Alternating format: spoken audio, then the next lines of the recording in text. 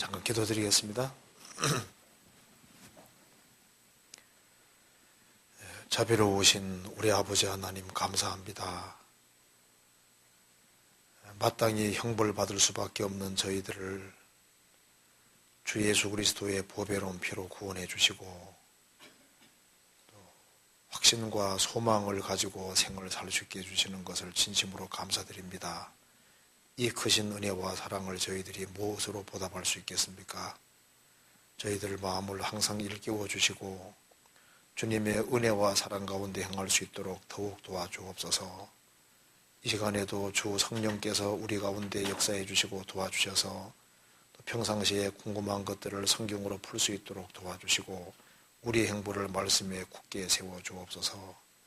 그리고 우리의 사랑하는 가족들, 친척들, 이웃들 중에 한 사람도 잃어지는 사람이 없도록 자비를 베풀어 주시고 그리고 주님의 복음과 영광을 위해 살 수 있는 마음을 더욱 일깨워 주옵소서.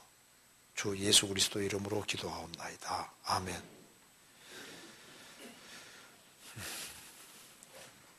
피곤하시죠? 이번에 수원에서 집회가 여러 군데 있었습니다. 월요일부터 금요일까지 하니까 좀 좋은 것 같아요. 마음 여유도 좀 있고 좋은 것 같습니다. 오늘 질문들이 좀 여러 가지가 나와 있는데요.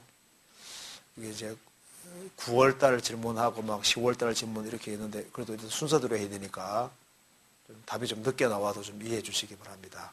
자, 오늘 질문 중에 아주 답을 못한 것들 한번 같이 생각을 해봅시다. 제일 먼저 질문에 창세기에는 생명나무와 선악을 알게 하는 나무가 나옵니다. 선악과를 만드신 이유는 알고 있는데 왜 생명나무를 만드셨는지 궁금합니다. 안 만들면 어떻게 하려고? 어떻게 하겠어요? 선악과만 만들어 놓으면 안 되죠. 그죠? 자, 창세기에는 생명나무와 선악을 알게 하는 나무가 나옵니다. 선악과를 만드신 이유는 알고 있는데 성경을 좀 많이 배운 것 같아요. 선악을 알게 하는 나무의 실과를 왜 만들었는지 이거 이해하기가 쉽지 않은데 이걸 이해한다면은 구원받은 지 좀 오래됐고 좀 잘 아는 것 같습니다. 그런데 왜 생명나무를 만드셨는지 궁금합니다. 자, 하나님이 아담 하와를 만들어 놓으시고 선악과만 만들어 놓으면 안 되죠. 그렇잖아요. 선악과 만들 때 생명과를 반드시 만들어 놓으셔야 됩니다. 선악과 시험을 통과하면은 영원한 생명을 얻도록 하셔야만 되는 거예요. 그렇잖아요. 그래서 사람은 근데 선악과를 통과하지 않고 생명과를 막 빨아먹을 수는 없습니다. 그래서 선악을 알게 하는 나무의 실과를 먹지 말라고 하셨고 그 시험을 통과하는 아담에게 하나님이 생명과를 먹게 해주시는 겁니다. 그래서 생명과는 반드시 있어야 됩니다. 그런데 그 첫 시험에 아담이 실패했습니다. 그래서 첫사람 아담이 시험에 실패했기 때문에 예수님이 오셨고 그래서 예수님이 대신 구원을 완성하시고 그 생명을 우리에게 주시는 겁니다. 창세기 3장 한번 봅시다. 창세기 3장에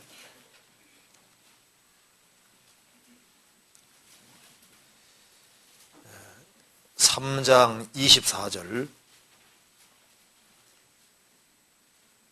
3장 24절에 이같이 하나님이 그 사람을 쫓아내시고 에덴 동산 동편에 그룹들과 두루 도는 화염금 불칼을 두어 생명나무의 길을 지키게 하시니라. 그러니까 아담 하와가 범죄하고 난 이후에는 생명과를 먹어서 영생하면 어떻게 될까요? 그러니까 이제 그러면은 영생은 하되 죄 문제가 해결이 완전히 안 된 상태로 먹으면은 마귀처럼 되는 겁니다. 그러니까 이제 하나님께서 구원은 약속해 주셨지만은 예수님이 십자가에 죽으실 때까지는 이제 여기 생명나무의 길에 생명나무로 나아가지 못하게 막으셨어요. 그래서 두루두는 화영검 불칼을 두었다고 되어 있죠. 그래서 이 생명과를 먹으려면은 이 칼을 맞고 죽어야 되는 거예요. 그래서 예수님이 우리에게 생명과를 따 주시려고 육신 입고 오셔서 대신 불칼을 맞은 겁니다. 그래서 예수님이 생명과를 따신 거나 마찬가지고, 그래서 그리스도를 믿는 사람은 영원한 생명 얻도록 하신 거예요. 그래서 여기에 왜 생명과를 만드셨느냐? 처음부터 사람을 하나님처럼 되게 하시려고 만드신 겁니다. 하나님의 영원한 생명을 주시려고 원래 사람 만드신 거예요. 그래서 하나님이 선악과만 만들었다면 합당하지 않습니다. 처음부터 선악과도 두시고 그다음에 생명과를 두신 것은 인간에게 원래 하나님이 의도하신 것은 영원한 생명 주시기를 원하셨고 하나님처럼 되는 걸 원하셨기 때문에 생명과를 두셨는데, 그걸 먹기를 정말 하나님 원하신 겁니다. 원하셨는데 아담이 그 시험에 실패했고 생명을 잃어버린 거예요. 그런데 예수님이 오심으로 대신 형벌을 받으셨고, 그래서 우리에게 생명 얻을 수 있는 길을 주신 겁니다. 그래서 에덴 동산에서는 선악과를 먹지 마라, 안 먹으면은 생명 얻는 거잖아요. 지금은 믿으라, 그리하면 생명 얻으리라. 그때는 안 먹으면 되는데 지금은 먹으면은 생명 얻는 겁니다. 그렇죠? 이제 그렇게 돼서 처음부터 하나님이 생명을 주시려고 했다는 사실을 우리가 확실하게 알 수가 있는 겁니다. 그래서 지금도 사실 시험을 통과해서 우리가 생명과를 먹는 거예요. 선악과 시험을 이긴 사람이 생명과를 먹을 수 있잖아요.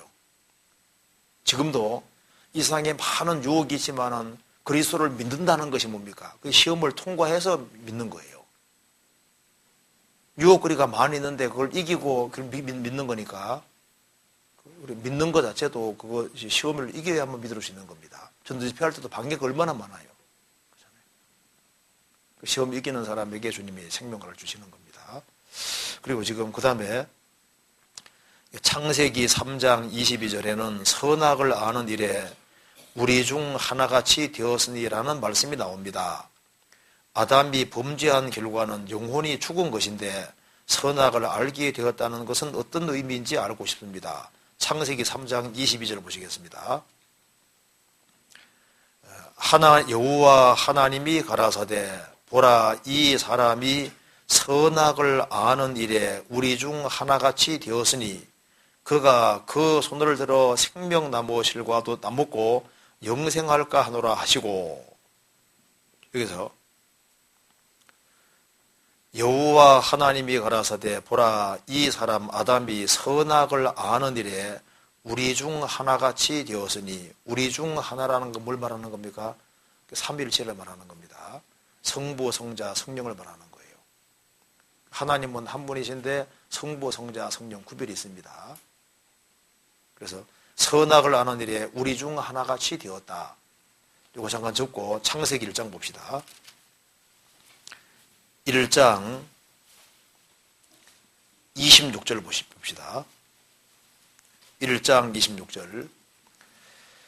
하나님이 가라사대 우리의 형상을 따라 우리의 모양대로 우리가 사람을 만들고 그로 바다의 고기와 공중의 새와 육축과 온 땅과 땅에 기는 모든 것을 다스리게 하자라고 의논하시고 그런 뜻입니다. 그러니까 하나님이 가라사대 우리 형상을 따라 우리가 만들자 하고 만들었다고 되어 있죠. 우리 하나님은 한 분이신데 성부, 성자, 성령 구별이 있는 겁니다. 그래서 성경은 창세기 1장부터 하나님인데 우리라고 되어 있는 거예요. 창세기 3장에도 이 사람이 선악을 아는 일에 우리 중에 하나같이 되었다. 그래서 처음부터 성부, 성자, 성령을 전제하고 하시는 얘기인 겁니다. 창세기 11장 봅시다. 11장에도 그렇게 되어 있죠. 11장 6절.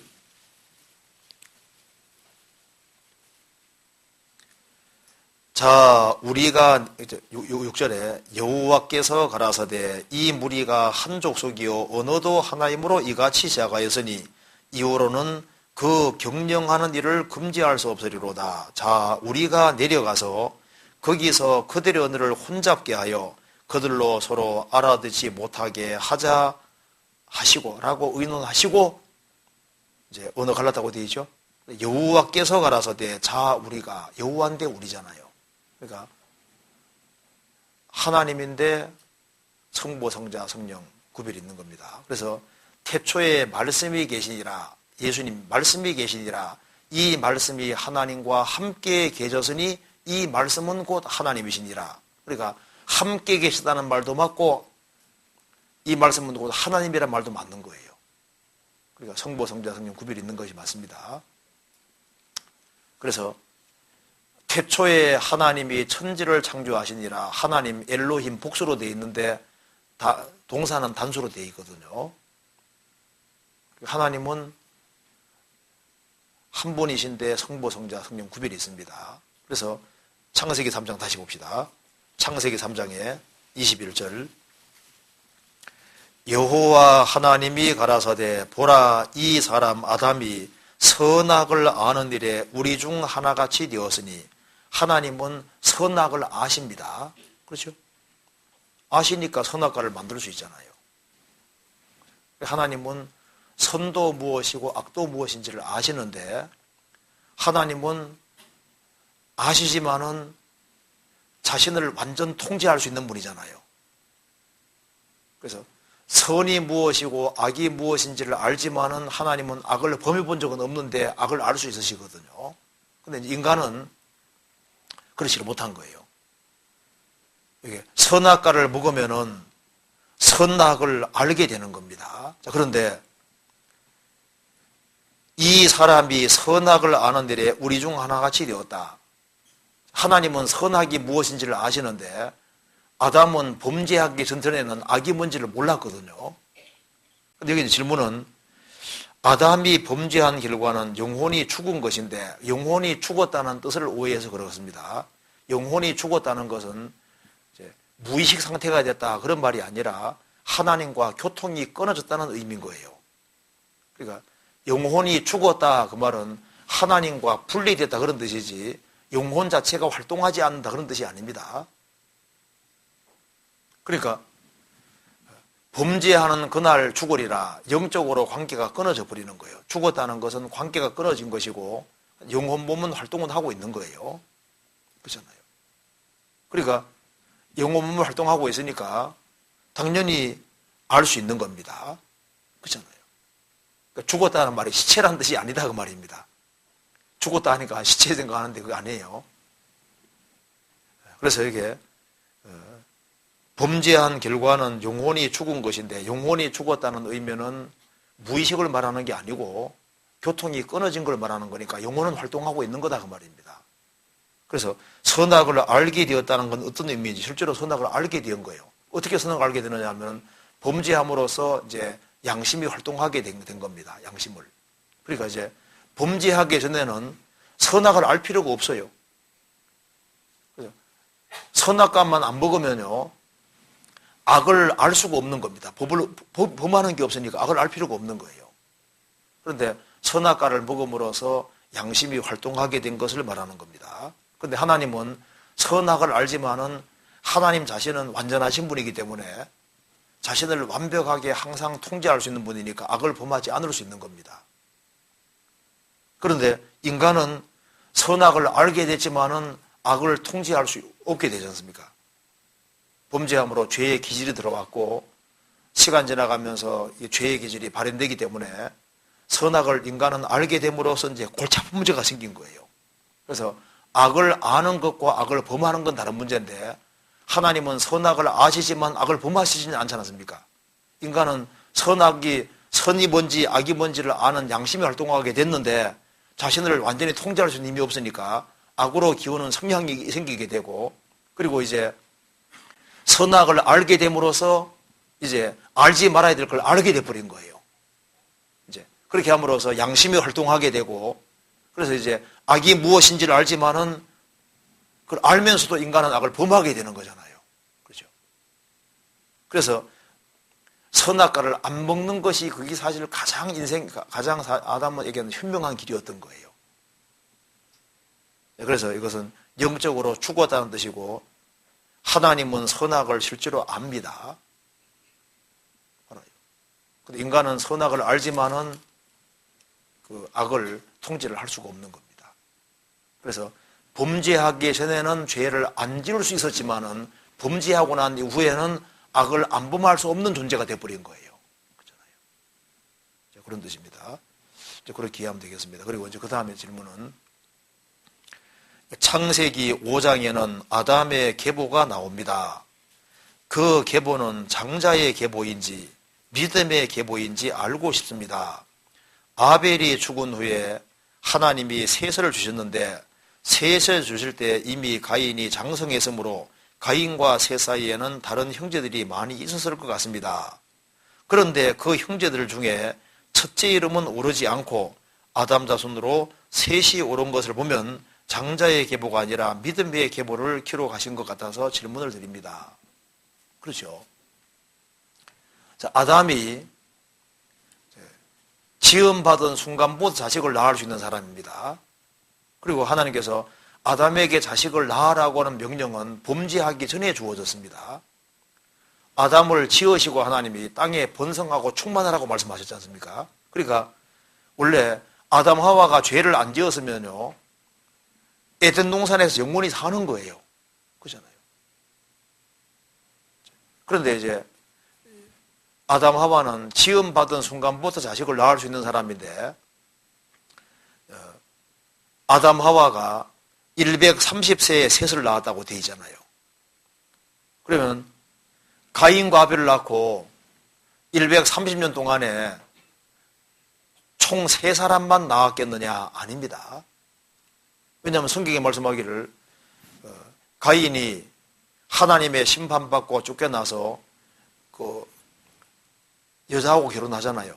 그게 아담 하와가 낳은 딸이거든요. 그러니까 아담 하와가 자녀들을 많이 낳은 것이 맞는데 창세기 4장에는 대표로 2명이 등장하고 있는 것이고 그리고 자녀들을 많이 낳았는데 왜 특별히 셋을 언급하고 있냐 하면은 믿음의 계보이기 때문에 그런 것이 맞습니다. 그래서 창세기 3장은 장자의 계보라기보다는 믿음의 계보인 것이 확실해요.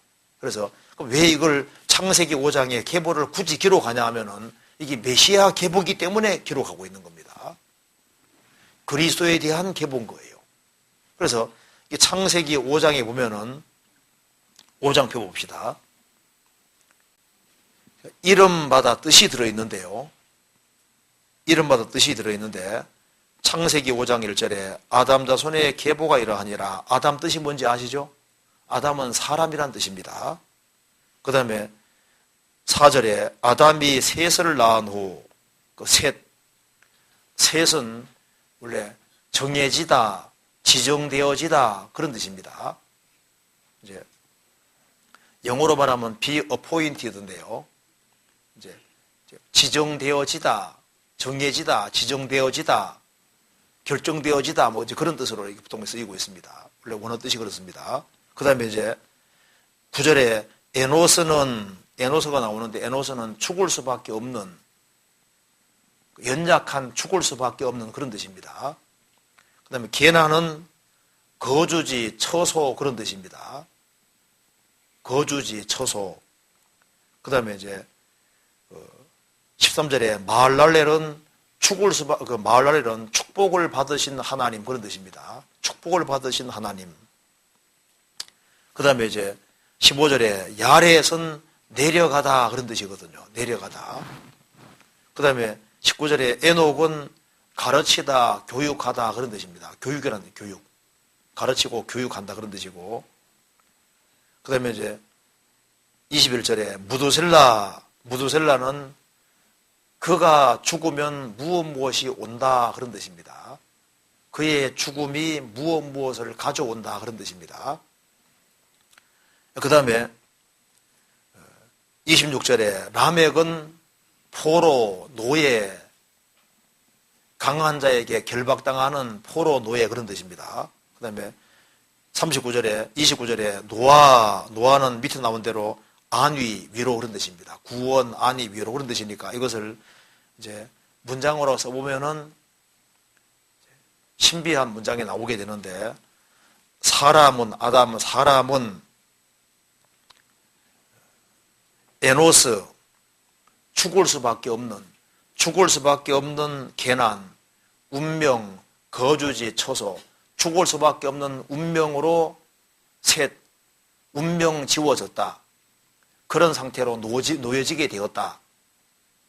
그러나 마할랄렐, 축복을 받으신 하나님이 야렛 내려가실 것이다. 내려가셔서 에녹 가르치고 교육할 것이다. 뭘 가르치고 교육하느냐? 무드셀라, 그의 죽음이 무엇을 가져온다는 것을 가르치고 교육할 것이다. 뭘 가르치고 교육하느냐 하면은 나맥, 포로, 노예, 강한 자에게 포로가 되어 있고 노예가 되어 있는 사람들에게 노아, 위로와 안위와 구원을 가져다 준다는 것을 가르치고 교육할 것이다. 이렇게 문장이 나오거든요. 그러니까 이제 이 이름 자체가 신앙적인 이름이고 그리스도와 관계되는 이름이 확실하잖아요. 그렇죠? 그러니까 이제 전능하신 하나님께서 이게 이름 속에도 이름을 지을 때도 그게 특별하게 이렇게 섭리를 해놓은 것이 맞을 거다 그 말입니다. 그래서 제가 이제 이걸 보면서 이제 또 생각을 한 것이요. 무드셀라가 가장 오래 살았죠. 그죠? 무려 969세가 살았으니까 다른 사람보다 몇십 년 더 길게 살았어요. 그렇죠? 왜 길게 살았을까? 하나님이 오래 참고 기다리실 때 그 말씀대로 하나님께서 그가 죽으면은 홍수가 오도록 결정하셨기 때문에 에녹은 300년 동안 하나님과 동행하다가 이제 들림받은 사람이지 않습니까? 그러니까 에녹은 그 예수님 재림하는 것도 예언했다고 되어 있고 그 당시에 선지자는 마찬가지인데 무드셀라 이름을 지을 때 하나님의 어떤 뜻 속에서 지었을 거다 그 말입니다. 그의 죽음이 이제 홍수를 가져오고 심판과 구원을 가져온다는 그런 특별한 뜻으로 하나님 짓게 하셨을 테니까 그가 죽으면은 홍수가 온다고 하나님이 이렇게 해놓으셨기 때문에 하나님께서 홍수가 가능하면 늦게 오도록 하려면 어떻게 해야 될까요? 무드셀라를 오래 살게 해야 되는 거예요. 그래서 하나님께서 무드셀라 노아 그 시대 사람에게 기회를 더 주기 위해서 무드셀라를 몇십 년 더 길게 살게 해주신 것 같아요. 하나님이 기회 주시느라고. 그러다가 이제 무드셀라가 죽으니까 그의 세계적인 홍수가 왔잖아요. 그렇죠? 이것과 연관해서 마태복음 24장에 무화과나무의 비유를 배우라 말씀하시면서 이 세대가 지나가기 전에 이 일이 다 이루리라. 그러니까 마지막 징조를 다 본 시대 사람이 세대인데 그 세대 사람이 지구상에 다 사라지기 전에 주님의 지상재림까지 이루어진다. 그러면은 주님이 이 시대 사람들에게 조금 더 인자를 더하시려면 어떻게 하면 될까요? 조금 더 길게 살게 하면 돼. 그렇죠? 무드셀라 좀 더 길게 살게 한 것처럼. 그래서 우리 시대에 이렇게 수명이 조금 연장돼 가고 우리 한 세대 전과 다르게 좀 더 노인도 훨씬 더 많고 좀 더 시간 좀 건강도 더 좋고 그리고 이제 약품도 많이 개발되고 이렇게 해가지고 조금 길게 살잖아요. 조금 더 살지 않습니까? 그래서 주님이 조금 더 시간 주시려고 우리 시대 사람들을 이렇게 마지막 징조를 본 시대 사람들을 좀 이렇게 연수를 조금 더 길게 하는 것이 아닌가 뭐 그런 생각입니다. 생각. 정답이 아니고 생각인데 그런 생각도 해봤는데요. 어쨌든 간에 이 창세기 5장 계보는 믿음의 계보고 그리스도가 하나님께서 창세기 3장에서 여자의 후손 통해서 메시아 온다고 알려줬기 때문에 여자의 후손 통해서 어떻게 오는지 그리스도가 오는 계보를 알려줘야 되니까 창세기 5장은 그리스도가 오는 계보를 말하는 거예요. 하나님이 아담에게 약속하신 대로 그 약속대로 이렇게 해가지고 그리스도가 오신다는 것을 알려주기 위해서 그리스도의 계보를 말하는 겁니다. 믿음의 계보인 거예요. 신앙적인 계보가 확실한 겁니다. 그렇게 이해하면 되겠습니다.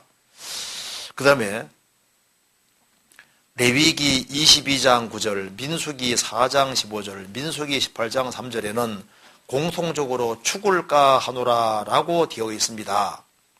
결국은 엄격한 것인데 단정적인 표현이 아니라 죽을까 하노라고 말씀하신 이유가 궁금합니다.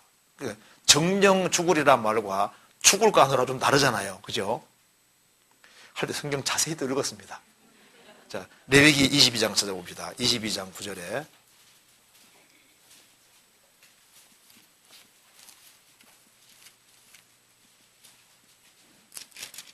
(22장 9절)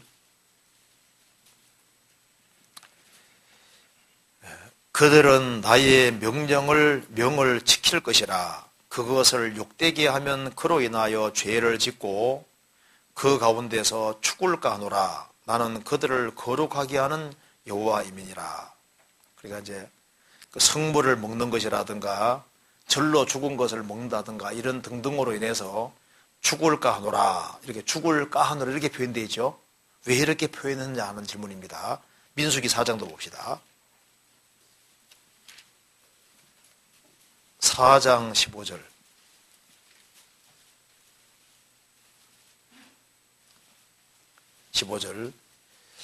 행진할 때 아론과 그 아들들이 성소의 모든 기구 덮개를 피라거든 고아 자손이 와서 맬 것이니라. 그러나 성물은 만지지 말지니 죽을까 하노라. 회막 물건 중에서 이것들은 고아 자손이 맬 것이며. 민수기 18장도 봅시다.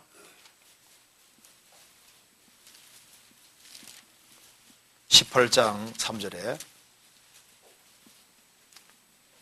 레위인은 내 직무와 장막의 모든 직무를 지키려니와 성소의 기구와 단에는 가까이 못하리니 두렵건대 그들과 너희가 죽을까 하노라. 이렇게 되어 있죠. 성경에서 정정 죽으리라, 반드시 죽으리라 이런 말도 성경에 많거든. 레위기 구약이 많이 이제 모세경에 많이 나와 있는데 왜 그러느냐? 실제로 안 죽을 수도 있기 때문에 하는 얘기인 거예요. 죽을까 하노라. 왜 죽을까 하노라 그랬냐면 안 죽을 수도 있기 때문에 그런 겁니다. 어떤 사체 같은 걸 만져도 안 죽을 수도 있었던 거예요. 지성물 같은 걸 만질 때, 여기 이제 성물에 관계되거나 사체 같은 걸 만졌을 때 죽을 수도 있지만 안 죽을 수도 있었기 때문입니다. 상황에 따라서. 그러니까 이제 죽을까 하노라 이렇게 표현하신 이유는 실제로 안 죽는 케이스도 있었어요. 그런 경우도 있는 겁니다. 그런데 성경에서 반드시 죽일지니라 이런 것도 있거든요. 예를 들어 봅시다. 간음하다가 현장에 잡힌 사람은 반드시 죽이라고 되어 있잖아요. 그런데 의심의 소지 아시죠? 남편이 봤을 때 이 아내가 분명히 저 부정한 짓을 저지른 것 같은데 증거가 명확하지 않아요. 그래서 아무리 봐도 낌새가 이제 뒤에서 딴짓하고 있는 것이 맞는 것 같아 그 말입니다. 그래서 그럴 경우에 의심의 소재를 행하게 되잖아요. 그래서 이제 성막의 바닥에 있는 이제 흙을 집어넣어 가지고 이제 마시게 하는데 그 넓다리가 떨어지게 되어 있습니다. 그런데 추치는 당하는데 죽지는 않잖아요. 자, 생각해 봅시다. 간음하다가 현장에 잡힌 사람은 쳐 죽이고 아내가 몰래 부정하다가 아무리 또 증거는 없는데 부정한 짓 한 것 같아요. 그런 경우에는 죽이지는 않고 저주거리만 되게 하잖아요. 똑같이 간음죄를 지었는데 왜 차이 두냐 그 말입니다. 그 이유가 있어요. 먼저 상기 찾아봅시다. 신명기 22장 봅시다.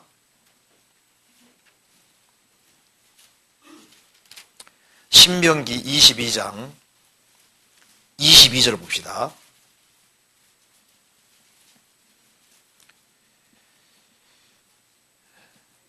남자가 유부녀와 통간함을 보거든 그 통간한 남자와 그 여자를 둘 다 죽여 이스라엘 중에 악을 제할지니라. 이 간음하다가 현장에 잡히면요 그냥 두세 정기만 있으면 쳐 죽여버리거든요.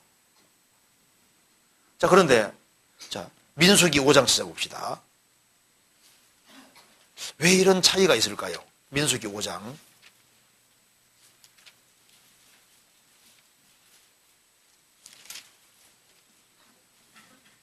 자, 5장 11절 봅시다.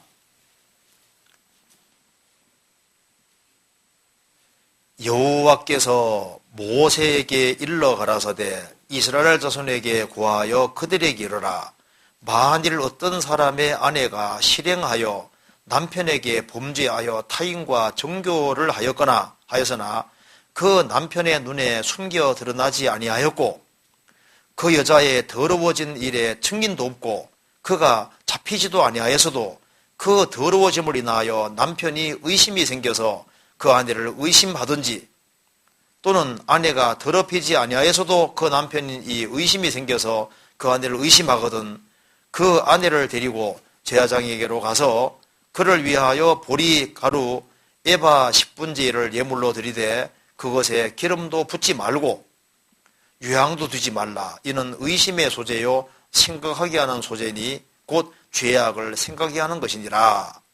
제사장은 그 여인으로 가까이 오게 하여 여호와 앞에 세우고 토기에 거룩한 물을 담고 성막 바닥에 티끌을 취하여 물에 넣고 여인을 여호와 앞에 세우고 머리를 풀게 하고 생각하게 하는 소재물 곧 의심의 소재물을 그 손에 두고 두 손에 두고 제사장은 저주가 되게 하는 쓴물을 자기 손에 들고 여인에게 맹세시켜 그에게 이르기를 내가 내 남편을 두고 실행하여 그 사람과 동침하여 더럽힌 이 없으면 저주가 되게 하는 이 쓴물이 물의 해독을 면하리라. 그러나 내가 내 남편을 두고 실행하여 더럽혀서 내 남편 아닌 사람과 동침하였으면 제사장이 그 여인으로 저주의 맹세를 하게 하고 그 여인에게 말할지니라.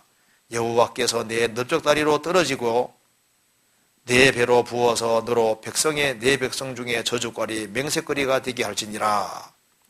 이 저주가 되게 하는 이 물이 내 창자에 들어가서 내 배로 붓게 하고 내 넓적다리로 떨어지게 하리라 할 것이요 여인은 아멘 아멘 할지니라.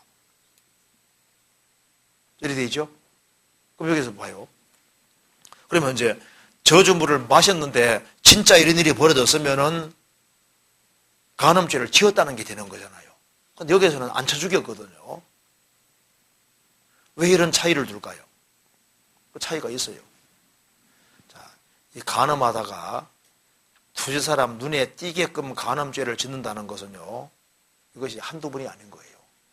자, 이 간음죄를 짓는 사람은 성경에 잠언 3장에 말씀하기를 이 남자와 여자가 함께 하는 것은 자취를 안 남기라고 되어 있습니다.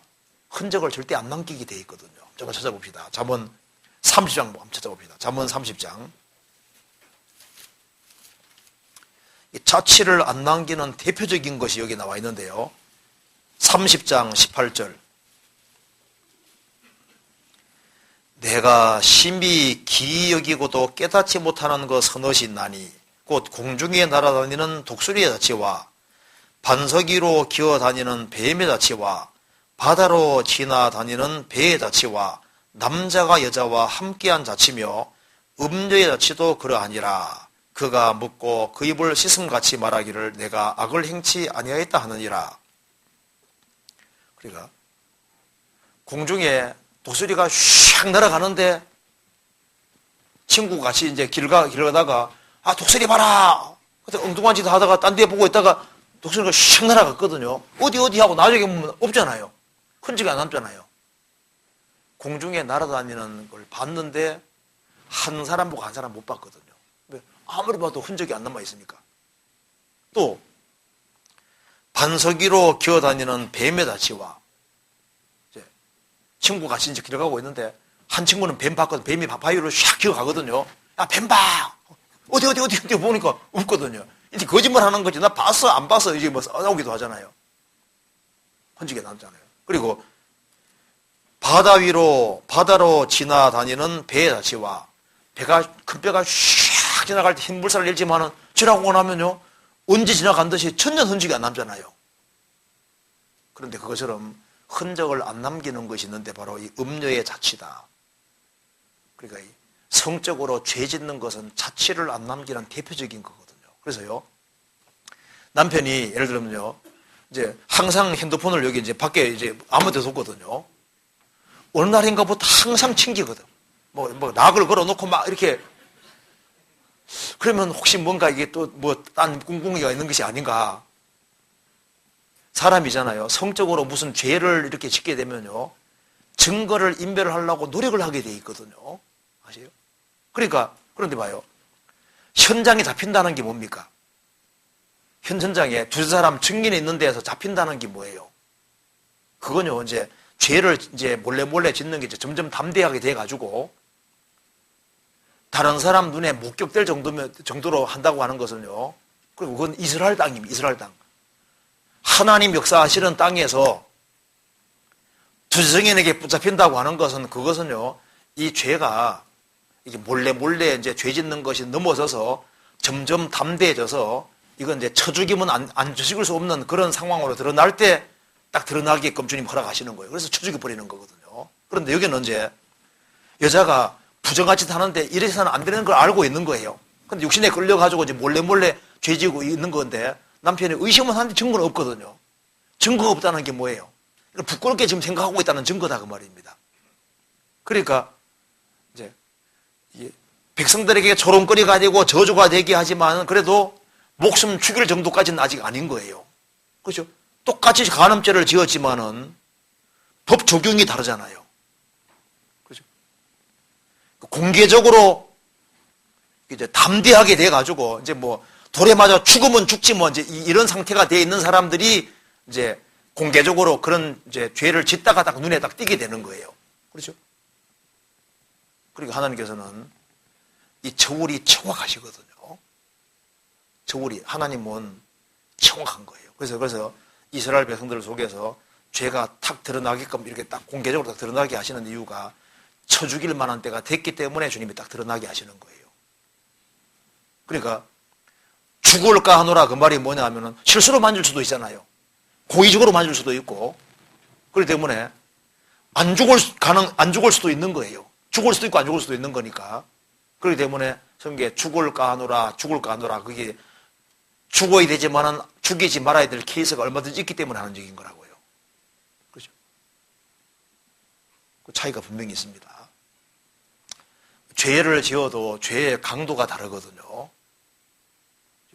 크기라든가 이게 무게가 다 다를 수밖에 없어요. 성경 신명기 22장 봅시다.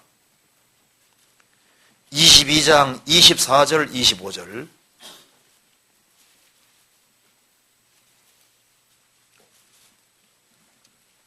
(24절) (25절) 내 이웃의 포도원에 들어갈 때 마음대로 그 포도를 배불리 먹어도 가하니라.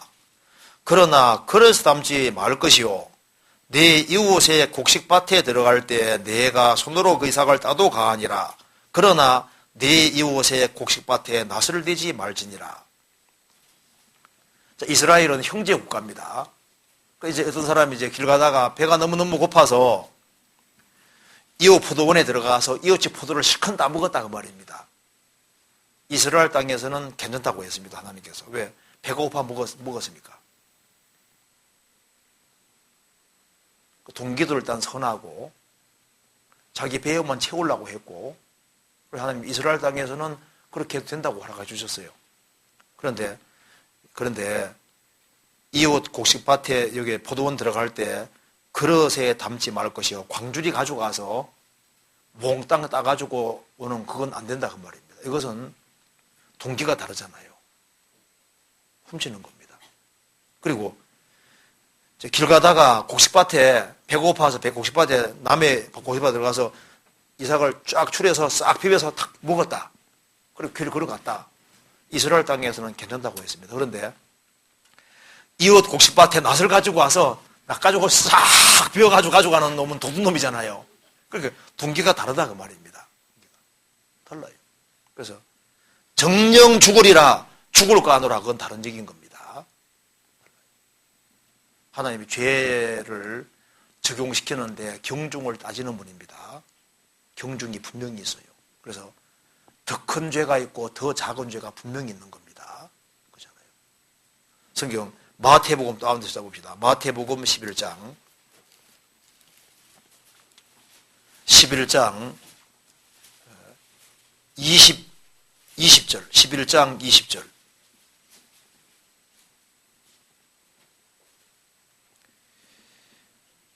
예수께서 권능을 가장 많이 베푸신 고을들이 회개치 아니하므로 그때 책망하시되 화가 있을진저 고라시나 화가 있을진저 베세다야 너희에게 행한 모든 권능을 두로와 시돈에서 행하였다면 저희가 벌써 벼옷을 입고 제에 앉아 회개하였으리라. 내가 너희에게로 노니 심판날에 두로와 시돈이 너희보다 견디기 쉬우리라. 가버나움아 내가 하늘에까지 높아지겠느냐 음부에까지 낮아지리라.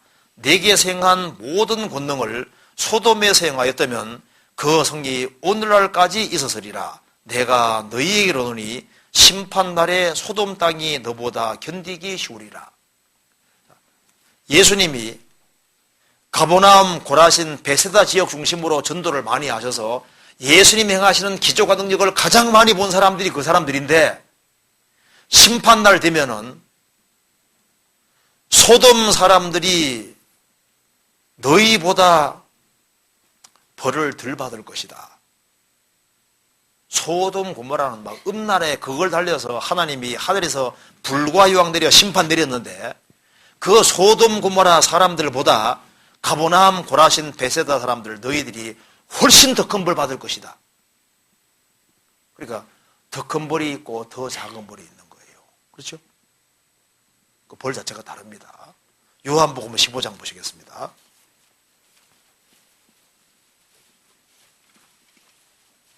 (15장) 22절 같이 읽어보겠습니다. 내가 와서 저희에게 말하지 아니하였다면 죄가 없었으려니와 지금은 그 죄를 핑계할 수 없느니라. 예수님이 오셔서 유대인들에게 말하지 아니하였다면 죄가 없었으려니와 무슨 죄? 배척하는 죄가 없었으려니와 지금은 그 죄를 핑계할 수 없느니라. 나중에 죽음 건너가 보면은 아프리카에서 전도가 전혀 안 되고 굶어 죽은 사람들은요, 하나님 저는 전도를 받을 수 있는 기회가 없어서야만 좀 마땅할 거다 그 말입니다. 근데 한국 같은 데는요 달라요. 그리고 우리 전도 집회에 참석하는 사람은 죽음 건너갈 때 책임이 있습니다. 내가 믿을 수 있는 기회를 명백히 주는데 왜 배척했냐? 제가 한번 집회를 갔는데 어떤 분이 대학생이요, 첫날 이튿날 들었어요. 내일 꼭 온대요. 그런데 딴 데 세번했습니다. 안 와서요. 나중에 만났거든요. 왜 하느냐 하니까 3일까지 말씀 들으면 틀림없이 믿어질 테고, 믿어지면은 그 다음에 내가 구원 받을 테고, 구원 받으면 내 멋대로 못 살아가니까 도망갔다는 거예요. 솔직히 있게 하더라고요. 나중에 죽음 건너가 심판대 서면요 얼마나 후회하겠으며, 그 믿을 수 있는 명백한 기회가 주어졌고 그걸 말씀을 들으면 믿어질 텐데 그걸 고의적으로 거부했을 때 그 책임이 없겠냐 그 말입니다. 있어요. 하나님은 경중을 따지는 분입니다. 그래서 행한 대로 정확히 보응받는 곳에 가는 거예요. 그 다음 질문. 여호수아 21장 43절 44절에 여호와께서 이스라엘의 열조에게 맹세하사 주마하신 온 땅을 이와 같이 이스라엘에게 주셨으므로, 찾아봅시다. 여기 한번. 여호수아 21장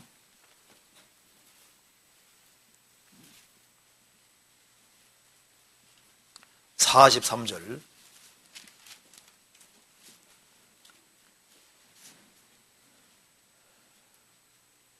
여호와께서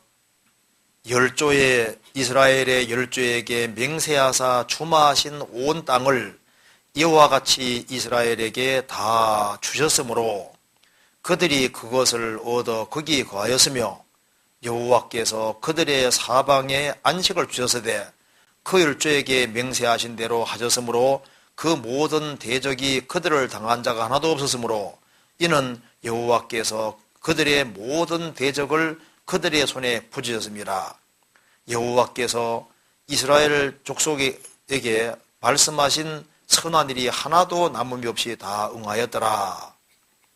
이 말씀을 보면 하나님께서 여호수아 시대에 이미 가나안 땅을 다 주셨다고 했는데 사사기에 보면 여전히 정복 전쟁이 계속되고 있습니다. 어떻게 이해하면 좋을까요?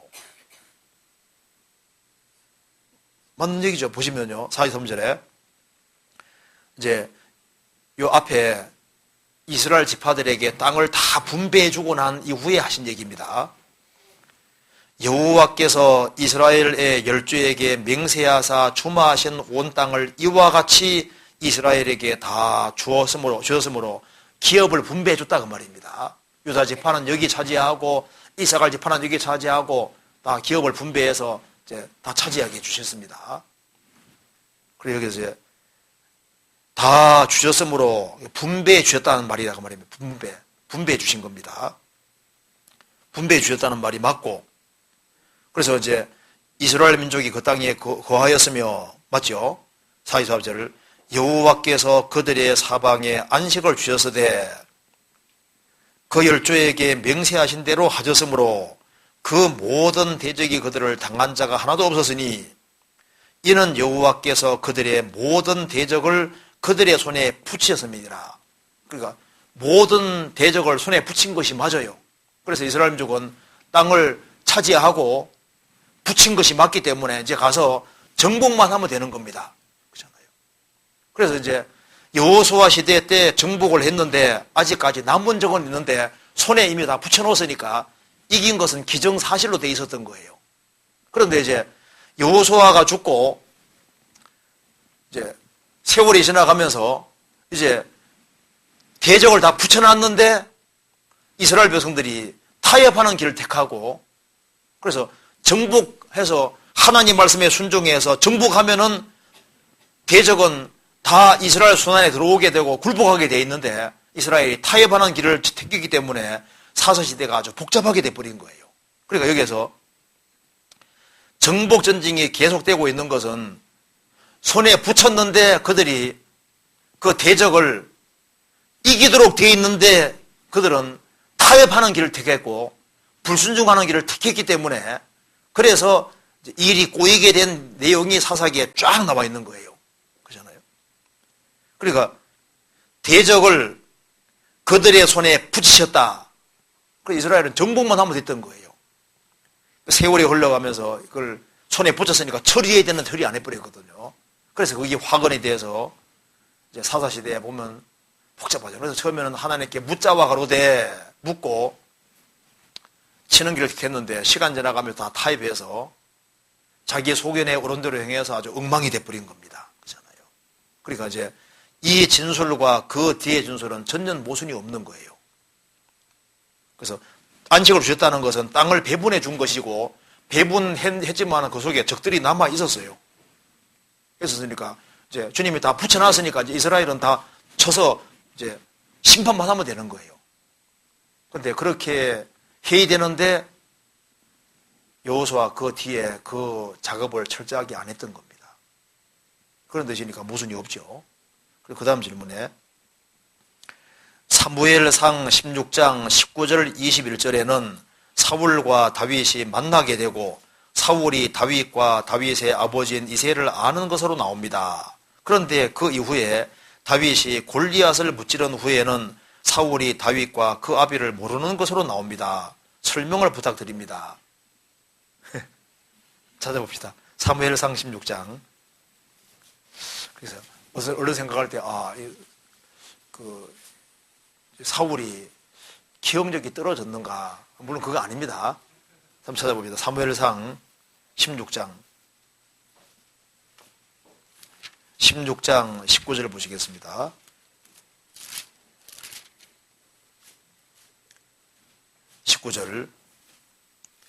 사울이 이에 사자를 이새에게 보내어 이르되 양치는 내 아들 다윗을 내게로 보내라 하며 이새가 떡과 한 가죽 부대의 포도주와 염소 새끼를 나귀에 실리고 그 아들 다윗의 손으로 사울에게 보내니 다윗이 사울에게 이르러 그 앞에 모셔서매 사울이 그를 크게 사랑하여 자기 병기든 자를 삼고, 이새에게 사람을 보내어 이르되 청컨대 다윗으로 내 앞에 모셔 서게 하라. 그가 내게 은총을 얻었느니라 하니라. 이렇게 있지 않습니까? 여기 보면은 분명히 사울이 다윗의 아버지를 아는 것으로 나온다 그 말입니다. 그런데 이제 다윗이 골리앗을 죽이게 되잖아요. 죽이고 난 이후에 사무엘상 17장 보시겠습니다. 55절.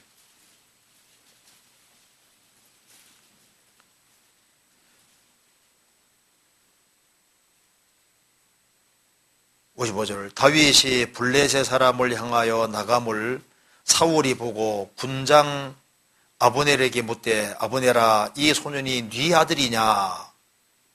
아브넬이 가로되 왕이여 왕의 사심으로 맹세하옵나니 내가 알지 못하나이다 하매 왕이 가로되 너는 이 청년이 누구의 아들인가 물어보라 하였더니 다윗이 블레 사람을 죽이고 돌아올 때 블레 사람의 머리가 그 손에 있는 채 아브넬이 그를 사울의 앞으로 인도하니 사울이 그에게 묻되 소년이여 누구의 아들이뇨? 다윗이 대답하되 나는 주의 종 베들레헴 사람 이새의 아들이니이다. 이렇게 되죠. 이게 무슨 말이냐면요.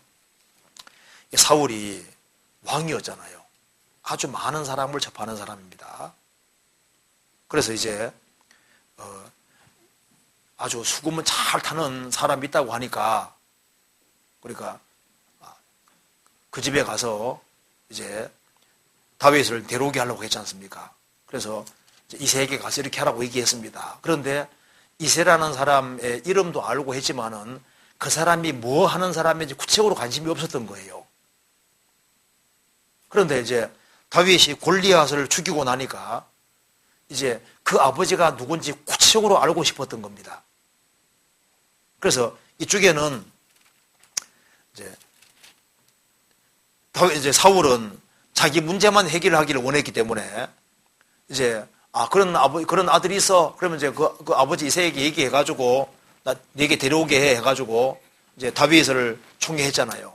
근데 별로 아버지에 대해서는 관심이 없었던 겁니다. 근데 이제 사울이 골리앗을 죽이고 나니까 이 사람이 누구 아들인지 아버지가 구체적으로 궁금하게 된 거예요. 그래서 그 아버지에 대해서 꼬치꼬치 캐묻고 그 아버지가 누군지를 진짜 알고 싶어 했던 겁니다. 그래서 질문한 거예요. 그래서 우리가 보면요. 어떤 사람이 있는데 그 아버지에 대해서 이제 간접적으로는 알고 있었습니다. 그런데 이 아들이 큰일을 하게 되면요. 이 사람이 도대체 네 집 아들인가 궁금하잖아요. 그러니까 그 아버지가 구체적으로 어떤 사람인지 뭐 하는지 알고 싶어 한다고요. 그러니까 이 앞 얘기하고 뒷 얘기하고 맞는 얘기인 거예요. 여기서는 물은 것이 네 아들이뇨? 누구의 아들이뇨? 그 아버지가 도대체 누구냐? 구체적으로. 그 아버지를 구체적으로 더 자세하게 알고 싶어서 하는 질문인 겁니다. 그렇죠? 그리고 이게 두둑이가 맞는 얘기인 거예요. 그래서 다윗을 알고 있었는데 그 아버지에 대해서는 별로 관심이 없었던 거예요. 이제는 구체적으로 이제 큰일을 했기 때문에 이 아버지가 도대체 누구 아버지인지가 진짜 궁금해진 겁니다. 그래서 이제 이런 질문이 나오게 되는 겁니다. 이 말 이해되시죠? 그 다음 질문. 왕중생에 대해서 알고 싶어서 질문을 올립니다. 왕중생의 교리와 성경적으로 틀린 점에 대해서 상세히 알고 싶습니다. 또 그 사람들을 만날 때 주의할 점이나 대처법 등에 대해서 알고 싶습니다. 왕중생은 우리나라에 위트니스리 교리를 가지고 들어온 사람입니다. 원래 왕씨가 아닌데요. 이름을 나중에 바꿔서요, 왕중생이라. 그러니까 이제 곤 무슨 사람인데 그 사람이 이제 한국에 위트니스리 교리를 가지고 들어왔고 그 사람이 이제 이름을 개명해서 왕중생이라고 바꾼 겁니다. 한국 사람이거든요. 근데 이제 위트니스리 교리를 지금 말하고 있는 겁니다. 그래서 위트니스리 교리와 성경적으로 틀린 점에 대해서 상세히 알고 싶습니다. 근데 이거 얘기하려면요, 시간 다 갈 뿐 아니라 몇 시간 해야 되거든요. 근데 이제 이 교리 핵심을 제가 간단하게 말씀드릴게요. 이제 이거 한번 잠깐 볼까요? 여기 이제 위트니스리 들어보셨어요? 그러니까 이제 워치만 리는 들어봤죠. 워치만디에게 이제 배웠다고 하는데, 워치만디도 교리적으로 좀 틀린 것이 좀 있는데요. 위트니스리는 훨씬 더 틀린 것이 많거든요. 그래서 위트니스리 교리는 아예 접하지 않는 것이 현명해요. 그리고 이제 워치만디도 아주 훌륭한 크리스찬이긴 한데 교리적으로 좀 문제되는 게 좀 몇 개 있습니다. 중요한 게 좀 틀린 것이 좀 있거든요. 근데 이제 위트니스리 교리를 간단하게 말씀드리면 원래 기초가 처음 기초를 잘못 세운 거예요. 그러니까 이렇게 되는 겁니다. 성경에서는 천국이란 말과 하나님의 나라가 항상 동일하게 쓰이고 있습니다. 천국과 하나님 나라가 다르게 쓰이는 예가 없어요. 그래서 나중에 천국이란 말과 하나님 나라를 딱 대조해 보면 항상 똑같이만 쓰이고 있습니다. 천국은 마치가 이제 마태복음에 천국은 마치, 누가 보면은 하나님 나라는 마치 이렇게 돼 있거든요. 그러니까 천국 하나님 나라 항상 똑같이 쓰이고 있는데 이제 마태복음 5장에 심령이 가난한 자는 복이 있나니 천국이 저희 것이며, 누가복음 6장에서는 가난한 자는 복이 있나니 하나님 나라가 저희 것이며, 그러니까 항상 천국과 하나님 나라가 항상 동일하게 쓰이고 있는데, 천국과 하나님 나라가 다르다고 하는 데서 이제 이 교리가 사실 시작되는 거예요. 성경 한번 찾아봅시다. 마태복음 19장 한번 보세요.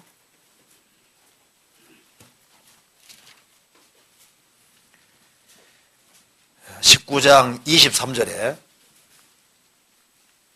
19장 23절 예수께서 제자들에게 이르시되 내가 진실로 너희에게 이르노니 부자는 천국에 들어가기가 어려우니라. 다시 너희에게 말하노니 약대가 바늘기로 들어가는 것이 부자가 하나님의 나라에 들어가는 것보다 쉬우니라 하신대. 여기에 천국이란 말이 나오고 하나님 나라가 나와 있죠. 똑같은 얘기잖아요. 자, 부자는 천국에 들어가기가 어려우니라. 낙타가 바늘기로 들어가는 것이 부자가 하나님의 나라에 들어가는 것보다 쉬우니라. 그래서 천국이나 하나님 나라가 똑같이 되어 있거든요. 항상 똑같이 되어 있습니다. 근데 이제 여기서 이제 천국과 하나님 나라가 다르다고 이렇게 이제 해석을 시작하면서 이제 여기에 이제 하나님의 나라는 거듭남으로 들어가는 나라. 마태복음의 천국은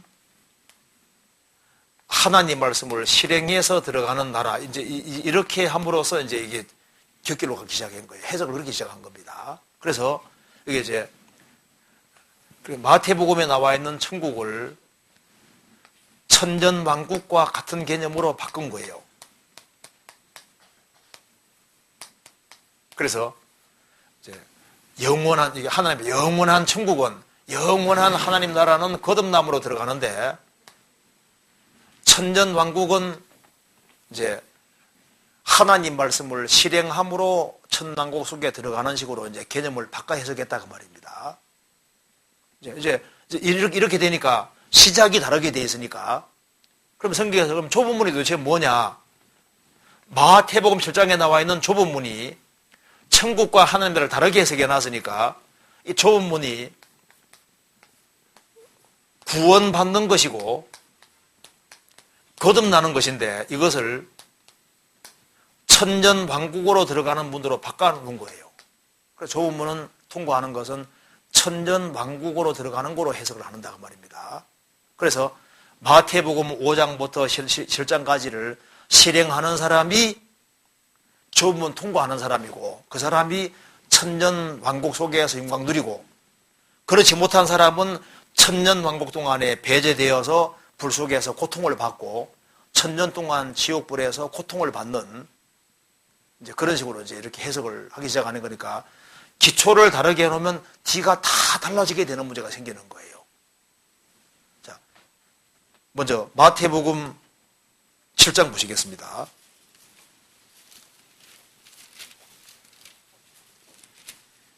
(7장) 13절에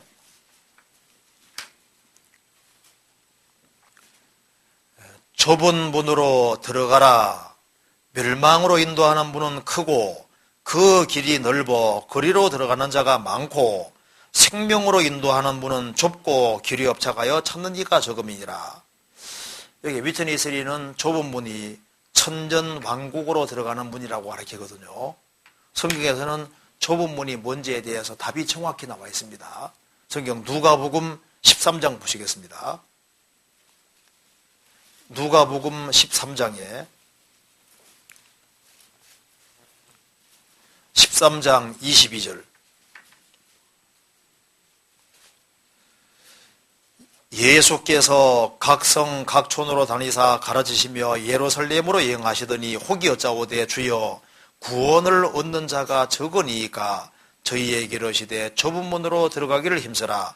내가 너희에게 이르노니 들어가기를 구하여도 못하는 자가 많으리라. 주여 구원을 얻는 자가 적으니까 좁은 문으로 들어가기 힘쓰라. 좁은 문이 무슨 문입니까? 구원의 문입니다. 그러니까 이 좁은 문은 천전왕국의 문이 아니라 구원의 문인데, 이 마태복음 7장에 나와 있는 좁은 문을 천전왕국의 문으로 이렇게 해석을 했고, 이제 그렇게 함으로써 여기에 마태복음 7장 다시 봅시다. 여기에 쫓겨난 사람들이 왜 쫓겨났느냐? 마태복음 5장부터 7장까지를 실행하지 않아서 쫓겨났다고 이렇게 해석을 하게 되는 거예요. 여기에 7장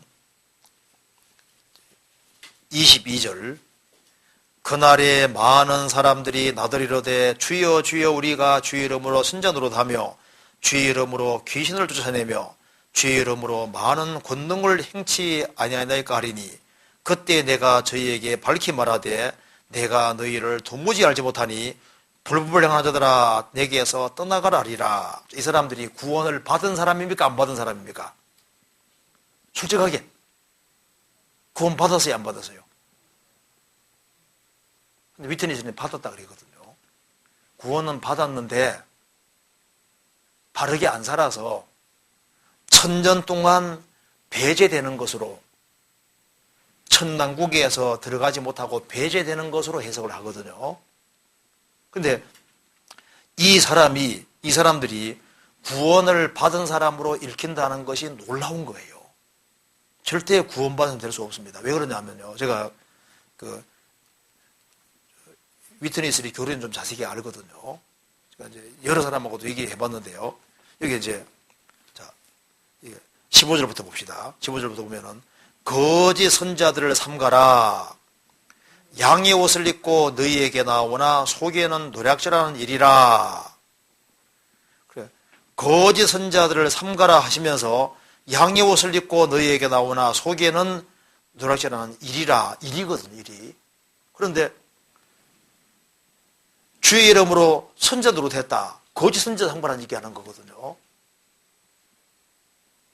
절대 구원받은 사람이 될 수 없습니다. 그래서 이걸 이제 요약하면 이렇게 됩니다.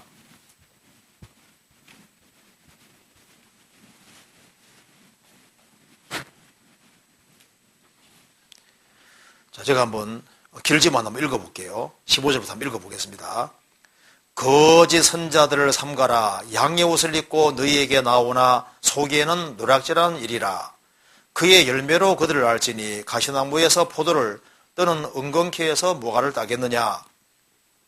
이와 같이 좋은 나무마다 아름다운 열매를 맺고 못된 나무가 나쁜 열매를 맺나니 좋은 나무가 나쁜 열매를 맺을 수 없고 못된 나무가 아름다운 열매를 맺을 수 없느니라.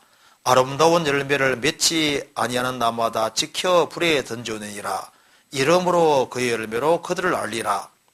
나더러 주여 주여 하는 자마다 천국에 다 들어갈 것이 아니요 다만 하늘에 계신 내 아버지의 뜻대로 행하는 자에 들어가리라. 그날에 많은 사람이 나더리로되 주여 주여 우리가 주의 이름으로 선전으로 하며 주의 이름으로 귀신을 쫓아내며 주의 이름으로 많은 권능을 행치 아니하나이까 하리니 그때 내가 저희에게 밝히 말하되 내가 너희를 도무지 알지 못하니 불법을 행하는 자들아 내게서 떠나가라 하리라. 그러므로 누구든지 나의 이 말을 듣고 행하는 자는 그 집을 반석 위에 지은 지혜로운 사람과 같으리니 비가 내리고 창소가 나고 바람이 불어 그 집에 부딪히되 무너지지 아니하나니 이는 주초를 반석 위에 놓은 정고요 나의 이 말을 듣고 행치 아니하는 자는 그 집을 모래 위에 지은 어리석은 사람 같으리니 비가 내리고 창소가 나고 바람이 불어 그 집에 부딪히매 그 무너짐이 심하니라. 위트니스는 여기에 천국에 들어갈 것이 아니요 천국을 천당구로 생각하는 거예요. 자 봅시다. 이걸 요약해 봅시다. 요약하면 이렇게 됩니다. 자, 제가 그림을 못 그리는데 이해하죠. 일단 이제 일이라 일이 속에도 일이고 겉도 가죽도 일이에요. 겉과 속이 전부 다 일인 존재도 있고, 그 다음에 이제 속에는 일인데요. 속에는 일인데 양가죽을 또 뒤집어 쓰고 있는 것도 있죠. 그렇죠? 그리고 이제 진짜 속도 양이고 겉도 양인 것도 있잖아요. 그렇죠? 또 나쁜 나무면서 나쁜 열매만 맺는 것이 있는가 하면은 나쁜 나무임에도 불구하고 좋은 열매를 막 갖다 붙이는 경우도 있잖아요. 그렇죠? 그런데 진짜 좋은 나무가 돼서 좋은 열매 맺는 것도 있을 거 아니에요. 그렇죠? 그리고 이게 모래 위에 아예 집을 안 짓는 사람도 있고, 모래인데도 불구하고 집을 열심히 짓는 사람도 있고, 모래는 집이 안 되기 때문에 반석을 갖추고 반석 위에 집 짓는 사람도 있다 그 말입니다. 그렇죠? 여기 이제 마태복음 7장이 말하는 바는 여기 거짓 선자들을 삼가라. 양의 옷을 입고 나오나 속에는 일이다. 그들이 근본이 나쁜 나무다. 모래 위에 집 짓고 있다 그 말입니다. 이 사람 왜 쫓겨났냐 하면은 이제 이 부류가 쫓겨나는 이 부류가 이 부류이기 때문에 쫓겨난다는 거예요. 그러니까 좁은 문 통과하는 게 도대체 뭐냐? 좁은 문 통과하는 것은 이리가 양이 되는 거잖아요. 그렇죠? 나쁜 나무가 좋은 나무가 되는 게 문 통과하는 거거든요. 그렇죠? 모래 위에는 집이 안 되니까 반석 갖추는 것이 거듭나는 거잖아요. 그러니까 왜 쫓겨났느냐? 이 사람들이 양가죽을 뒤집어 쓰고 있었는데 속이 하나도 안 바뀌어 있지 않습니까? 나쁜 나무인데 좋은 열매는 많이 붙여놨는데 좋은 나무가 된 적이 없는 거예요. 그러니까 모래 위에 집은 열심히 지었는데 모래잖아요. 반석이 아니잖아요. 그러니까 아버지 뜻은 뭐냐 하면은 문을 통과해야 되는 거다. 생명을 얻어야 되는 거다. 거듭나야 되는 거다. 그걸 말하는 거거든요. 그러니까 해석 자체를 이제 천국이라는 개념을 천연왕국 개념으로 추수시켜서 이해를 하니까 그 뒤가 다 다르게 되는 거예요. 그 해석을. 그러니까 위트니스리 책을 보시면요, 책의 절반 이상은 잘라버려야 됩니다. 성경과 완전히 다르게 되어 있는 거예요. 처음부터 쳐다볼 생각을 하지 않는 게 현명한 거예요. 그래서 이제 이렇게 이제 교리가 천국과하고 하늘의 나라를 이렇게 구별을 시켜 놨으니까, 그러면은 이제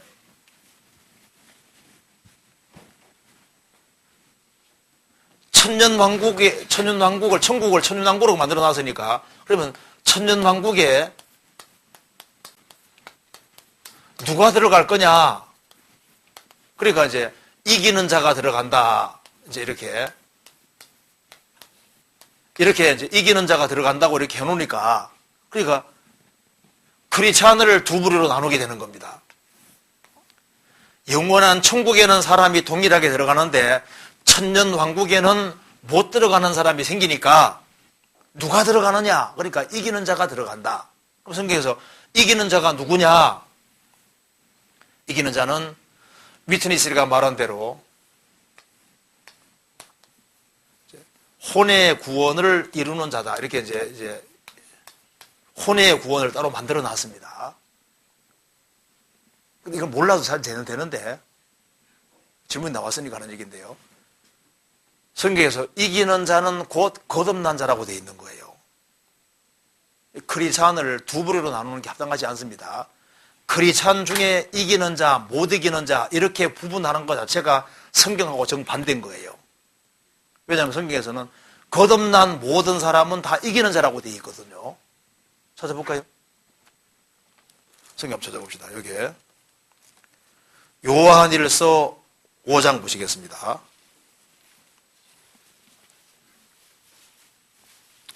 5장 4절. 5장 4절.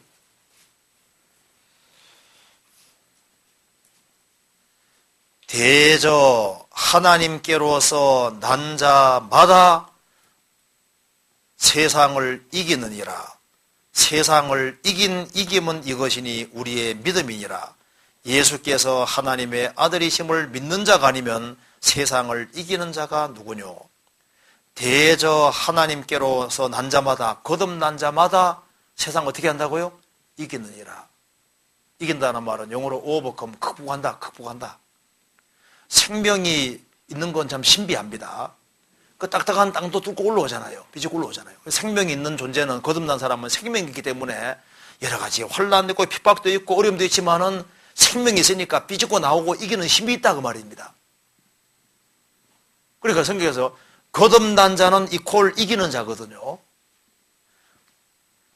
하나님께로 난 자마다, 거듭난 자마다 세상을 이기느니라. 세상을 이긴 이김은 이것이니 우리의 믿음이니라. 예수께서 하나님의 아들이심을 믿는 자가 아니면 세상을 이기는 자가 누구뇨? 그러니까 거듭난, 이긴다는 건 보편 개념이고 거듭난 사람 이퀄 이기는 자거든요. 그렇잖아요. 성경 또 한 군데 찾아봅시다. 로마서 8장.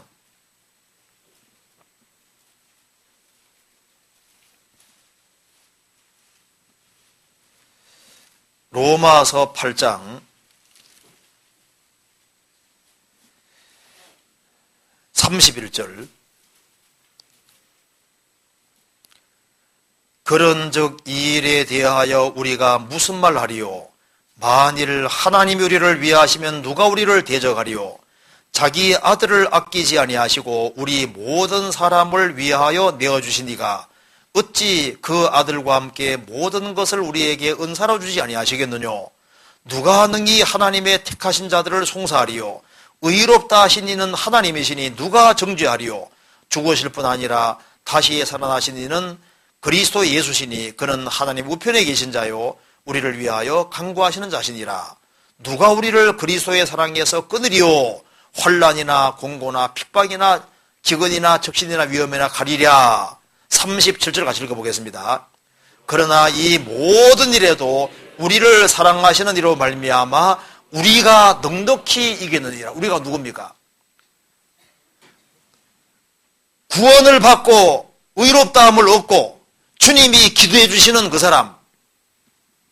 누가 우리를 그리스도의 사랑에서 끊으리요? 우리가 넉넉히 이기느니라. 거듭난 사람이 이기는 자인 거예요. 그래서 제가 이제 이기는 자라는 개념을 이렇게 이제 그 책에 읽어보니까 이제 워치만의 책에 이런 게 나오거든요. 이 사람이 이제 담배를 못 끊고 있었거든요. 그래서 이제 자기 물 안 끊어지기 때문에 자기는 못한다는 걸 이제 이렇게 못한다는 걸 알고 주님께 막 기대가지고 드디어 담배를 끊었습니다. 그래서 이 형제 이긴 형제입니다. 담배 끊는 게 이기는 거예요? 아니. 나쁜 구습 하나 다 끊는다고 이기는 그게 아닙니다. 이긴다는 말 자체가 그런 말이 아니에요. 성경에서 이긴다는 것은 환난과 역경과 어려움이 있지만은요, 이게 계속적으로 극복해 나가고 생명이 있으니까 이겨나간다 그 말이니까 요한계시록 2장 3장에는 믿으란 말이 없어요. 구원받은 사람은 이기는 생명을 가지고 있는 사람이니까 당연히 이겨야 되기 때문에 이기는 자는 그렇게 나오는 거예요. 너 거듭났으면 그렇게 하라는 얘기거든요. 그래서 못 이기면 그런 걸 말하려는 게 아니에요. 그래서 이제 이렇게 해놓으니까 혼의 구원을 따로 만들어 놓고 그래서 혼의 구원을 이루는 사람이 천당국 속에 들어가는 식으로 이렇게 만들어 놓은 거예요. 성경에 혼의 구원이 없습니다. 영의 구원이 있고 이제 몸의 구원이 있고 혼 자체의 구원이 있는 것처럼 한번 틀린 얘기인 거예요. 그래서 그 위트니 스리가 쓴 번역하는 것 중에 회복력이라는 게 있어요. 회복력. 성경 번역본 중에 회복력이 있거든요. 회복력에 보면은 성경에서 그 혼의 구원이란 말을 그 우리나라 성경에는 영혼의 구원이라고 되어 있는데 그걸 혼의 구원으로 바꿔놨습니다. 혼 자체의 구원을 따로 만들어 놨는데 그거 한번 찾아봅시다. 여기에 베드로 전서 찾아봅시다. 1장 찾아봅시다.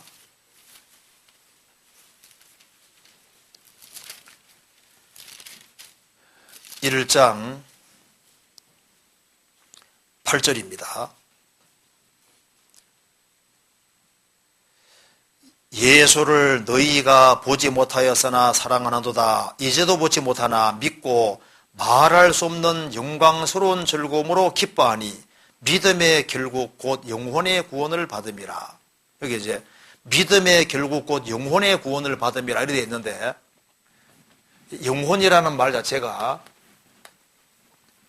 헬라 말로 푸시케입니다. 이 푸시케라는 게 무슨 뜻이냐면은 이것이 보통 이제 우리 속성을 할 때는 영혼몸 얘기하잖아요. 그런데 이 푸시케가 단독으로 쓰일 때는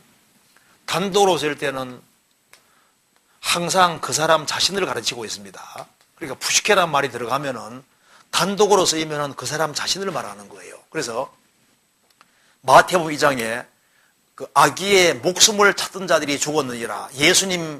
예수님을 죽이려고 했지 않습니까? 아기의 목숨을 찾던 자들이 죽었느니라. 그 목숨이 푸시케거든요. 그러니까 아기의 혼 자체를 죽이려고 했다는 게 아니라 아기 자체를 죽이려고 했다 그런 뜻인 거예요. 사람이 온 천하 없고도 자기 영혼을 잃으면 목숨 잃으면 그 푸시케거든요.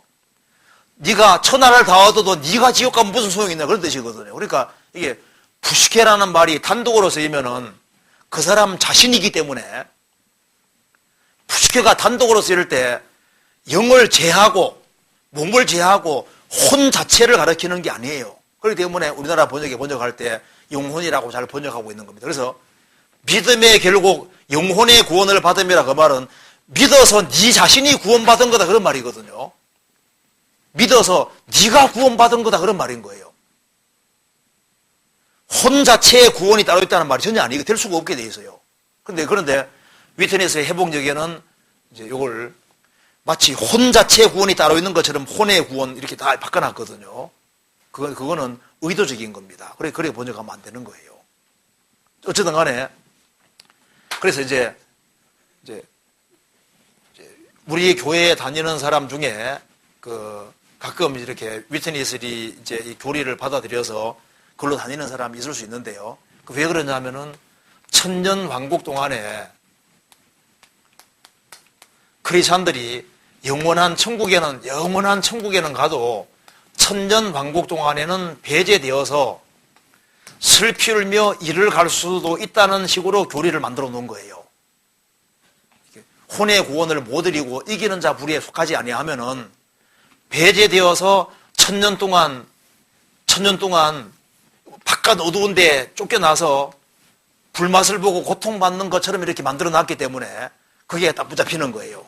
그런데 아셔야 될 것은 성경에서 슬피를 미를 간다든가 이런 내용 자체가 전부 다 구원 안 받은 사람에게 해당되는데 그걸 구원 받은 사람에게 다 연결시켜 놓아버린 거예요.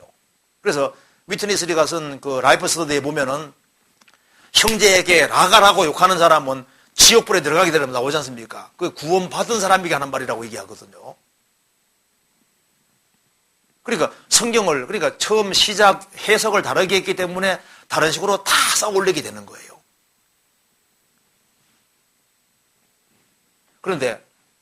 그리고 영광은 천년 동안이냐? 천년 동안이 아닙니다. 성경에서는 영광은 영원하다고 되어 있고 천년왕국은 원래 교회를 위해 있는 게 아니에요. 주님 피가 우리를 영원한 천국에는 보내주는데 천년왕국 동안에는 배제시키냐? 말도 안 되는 소리를 하고 있는 거예요. 그건 쓸데없는 얘기죠. 위트니스리 교리는요 너무 틀린 것이 많기 때문에 나중에 한번 얘기해보면 막, 와, 세상에, 그리 다를 수가 없어요. 그래서,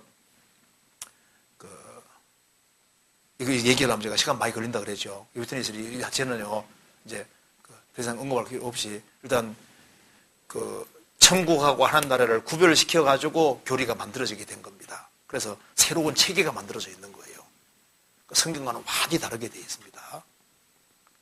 그리고 이제 구원받는 것 자체를 이제 주의 이름을 부르는 자는 구원받는다는 개념으로 만들어놨기 때문에 이게 사람이 주의 이름을 부른다는 뜻이 또 그것도 거듭나는 것 자체도 개념이 상당히 다르게 되어 있거든요. 그러니까 시작부터 다 다르게 되어 있어요. 그래서 이거 성경적으로 진짜 문제가 심각하다고 말할 수 있습니다. 그렇게 요즘 말로 쓰면 되고 그다음 넘어갑시다. 일단은 나중에 혹시 진짜 궁금한 사람 있으면 따로 있잖아요. 개인적으로 해서 얘기하면 되겠습니다. 일단 요 정도만 일단 얘기하면 되겠죠? 넘어가도 되겠죠? 그다음 넘어가 봅시다. 다른 교회에서는 주기도문을 예배할 때 외웁니다. 또 사도신경도 중요하게 생각하고 외우고 있습니다. 우리 교회는 주기도문이나 사도신경을 외우라고 하지 않는데 이유가 무엇이고 주기도문과 사도신경을 어떻게 이해하는지요? 먼저 주기도문 잠깐 봅시다. 마태복음 5장, 마태복음 6장 봅시다. 6장 9절에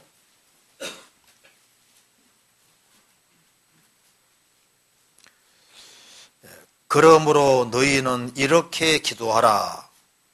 하늘에 계신 우리 아버지여, 이름이 거룩히 여김을 받으시오며 나라의 임하옵시며 뜻이 하늘에서 이룬 같이 땅에서도 이루어지이다. 오늘날 우리에게 일용할 양식을 주옵시고 우리가 우리에게 죄 지은 자를 사하여 준 것 같이 우리 죄를 사하여 주옵시고 우리를 시험에 들게 하지 마옵시고 다만 악에서 구하옵소서. 대개 나라와 권세와 영광이 아버지께 영원히 싸움나이다. 아멘. 이렇게 옛날부터 외워왔잖아요. 근데 아까 물어봅니다. 그럼 대개가 무슨 뜻이 하면 잘 모릅니다. 대개 나라와 권세와 영광이 아버지께 영원히 싸움나이다. 그럼 대개가 무슨 뜻이에요? 물으면요. 몰라요. 다들 외우는데 그 대개란 말이 대다수 사본에는 나라와 권세와 영광이 아버지께 영원히 싸움나이다. 이 구절이 들어있기 때문에 이제 한다 그런 뜻인 거예요. 대개란 말은 대다수 사본에는 요 구절이 나와 있는데 어떤 사본에는 요 구절이 없는데도 있다 그런 뜻입니다. 그런데 여기에 이제 이 주기도문은 예배의식에서 외우라는 얘기가 아닙니다. 예배의식에서 외우면 문제가 생길 수 있어요. 왜냐하면 하늘에 계신 우리 아버지 하면 잠깐만 너 언제 내 아들 됐어? 이것이 기도의 제목을 주님이 알려주신 거예요. 예배의식에서 사용하라는 말이 아닙니다. 이런 순서를 따라서 이렇게 기도하라는 거예요. 이렇게 기도 제목을 알려주신 거예요. 그래서 하늘에 계신 우리 아버지여, 사람이 거듭나야만 아버지 아들이 되는 겁니다. 그렇죠? 그러니까 이제 이 기도를 하려면요 반드시 거듭부터 나야 되는 거예요. 성경 찾아봅시다. 로마서 8장 보시겠습니다.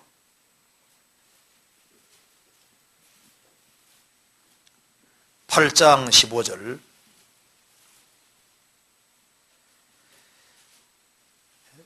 너희는 다시 무소화하는 종의 영을 받지 아니하였고 양자의 영을 받았으므로 아바 아버지라 부르짖느니라. 성령이 친히 우리 영으로 더불어 우리가 하나님의 자녀인 것을 증거하시나니. 사람이 거듭나서 성령을 받아야만 하나님을 아바 아버지라 부를 수 있는 겁니다. 갈라디아서 3장 보시겠습니다.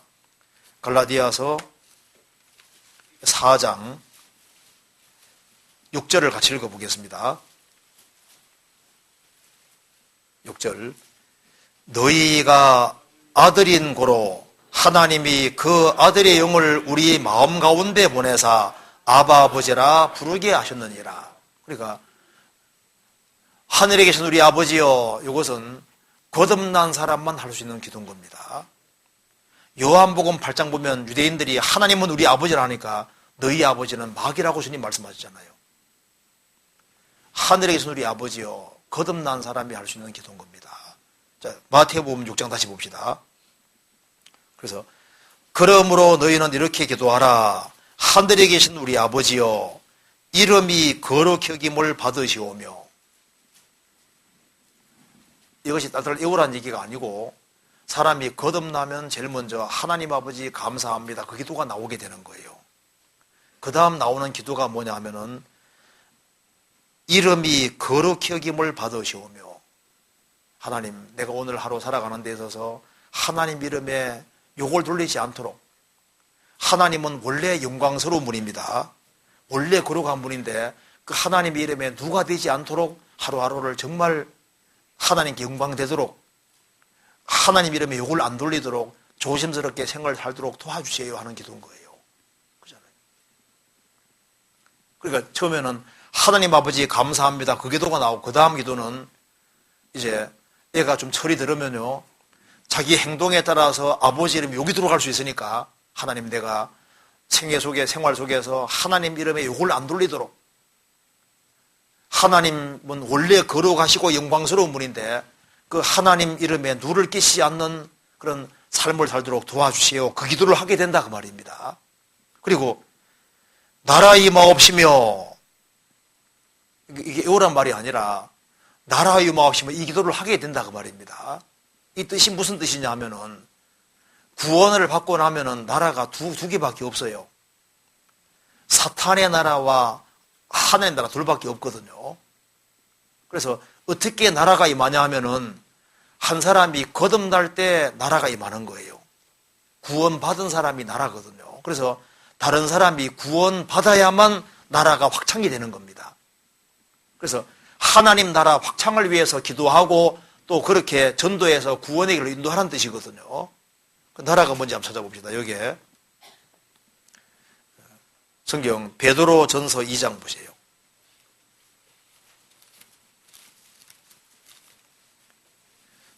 2장 9절.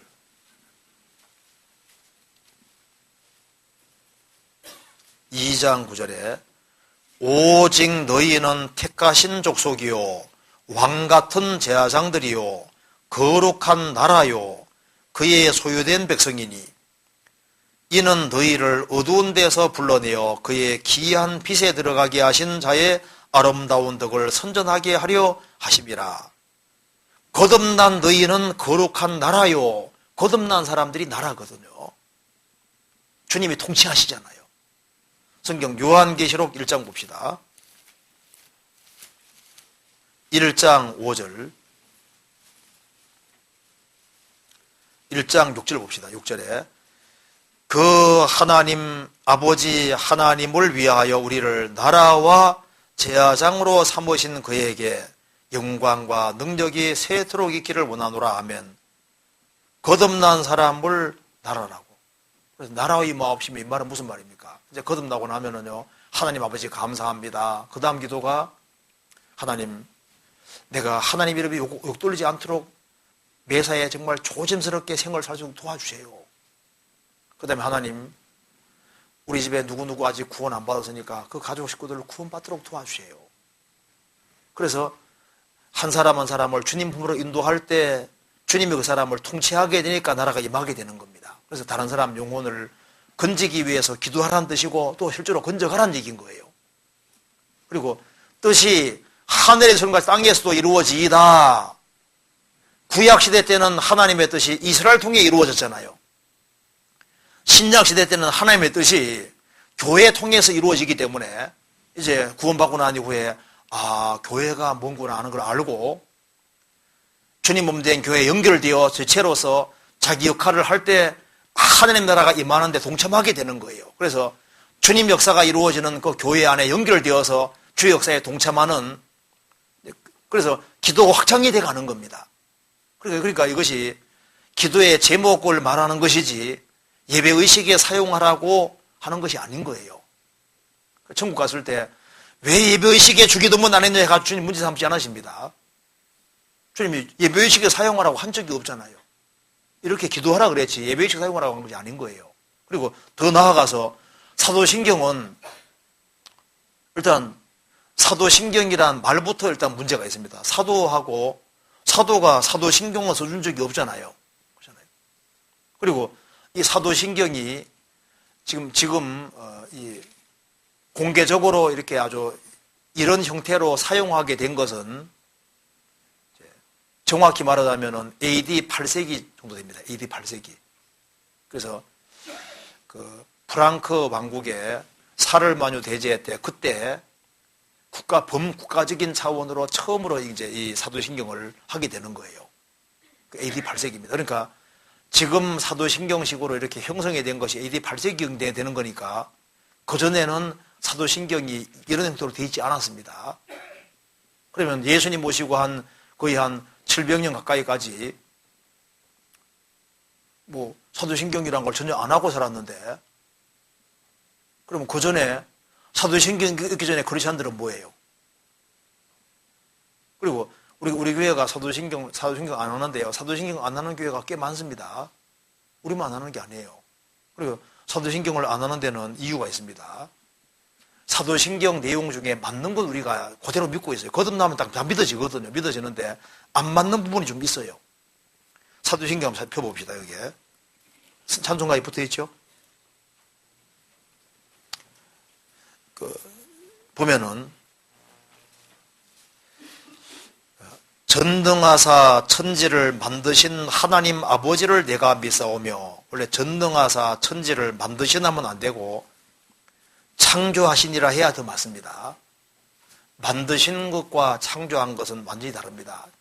창조는 무의 수요를 만드는 게 창조고, 만든 것은 이미 있는 것 형태 바꾸면 하는 거기 때문에 전능하사 천지를 창조하신 하나님 아버지 내가 믿습니다. 이렇게 해야지 더 맞는 거예요.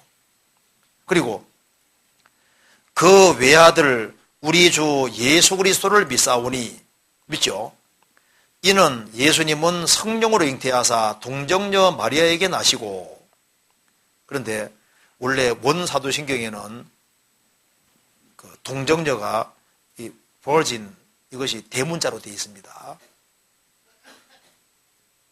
그냥 처녀지, 이게 대문자 쓰는 것은요, 신성 높이를 때만 이렇게 보통 이렇게 쓰는 거예요. 그러니까 이 마리아 할 때는 버진 할 때 이 대문자 쓰면 원래 안 되는 겁니다. 근데 원사도신경에 대문자로 되어 있고 영어 성경 밑에도 보면 대문자로 써놨는데 이 버진 이렇게 할 대문자 쓰면 안 되는 거예요. 원래 소문자로 써야 되는 겁니다. 성경에서 마리아가 예수님을 낳는데 사용된 것은 맞지만은 특별시 하는 건 합당하지 않거든요. 그리고 본디오 빌라도에게 고난을 받으사, 본디오 빌라도는 예수님을 안 죽이려고 했잖아요. 손셨습니다. 그러니까 본디오 빌라도는 이제 죽음 건너가서 얼마나 화가 나겠습니까?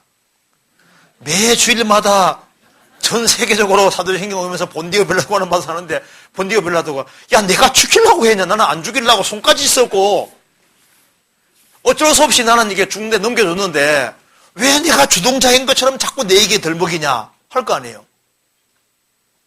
그리고 십자가 못 박혀 죽으시고 장사한 지 사흘 만에 죽은 자가 다시 살아나시며 이렇게 되어 있는데, 원사도신경에는 이렇게 안 되어 있습니다. 원사도신경에는 어떻게 되어 있냐면은 영어에도 밑에 나와 있죠. Was crucified, dead and buried. He descended into hell.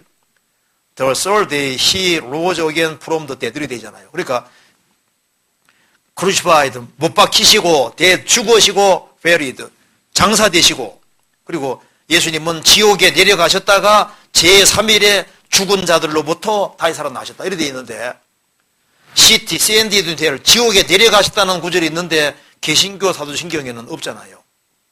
사도신경이 사도들이 써준 거면요 절대 여기에다 빼놓으면 안 되는 거예요. 예수님은 지옥에 가신 것이 아니기 때문에 위에는 지옥 같은 말이 없잖아요. 그러니까 만일 사도신경을 사도들이 했고 이것이 정말 해야 될 것이라면 다 고백해야지 왜 일부 빼놓냐 그 말입니다. 그렇잖아요. 그 다음에 전능하신 하나님 우편에 앉아 계시다가 저리로서 우편에서부터 산자와 죽은 자를 심판하러 오시리라. 성령을 믿사오며 거룩한 공회와, 우리는 무슨 거룩한 공회를 믿어요. 그래서 원사도신경에는 홀리 캐톨릭 처치라고 되어 있습니다. 가톨릭 교회라고 되어 있거든요. 가톨릭 교회를 믿사오며, 근데 이제 가톨릭을 유니버셜이라고 바꿔가지고 가톨릭이 원래 보편적 그런 뜻이니까 유니버스 처치라고 그러는데 원래 가톨릭에서 만들어낸 거고 원래 홀리 캐톨릭 처치예요. 근데 그러니까 이제 이걸 할 때 거룩한 공회와 이게 애매하게 해놔가지고 이게 공교회인지 공회인지 헷갈리게 딱 만들어 놨습니다. 성도가 서로 교통하는 것과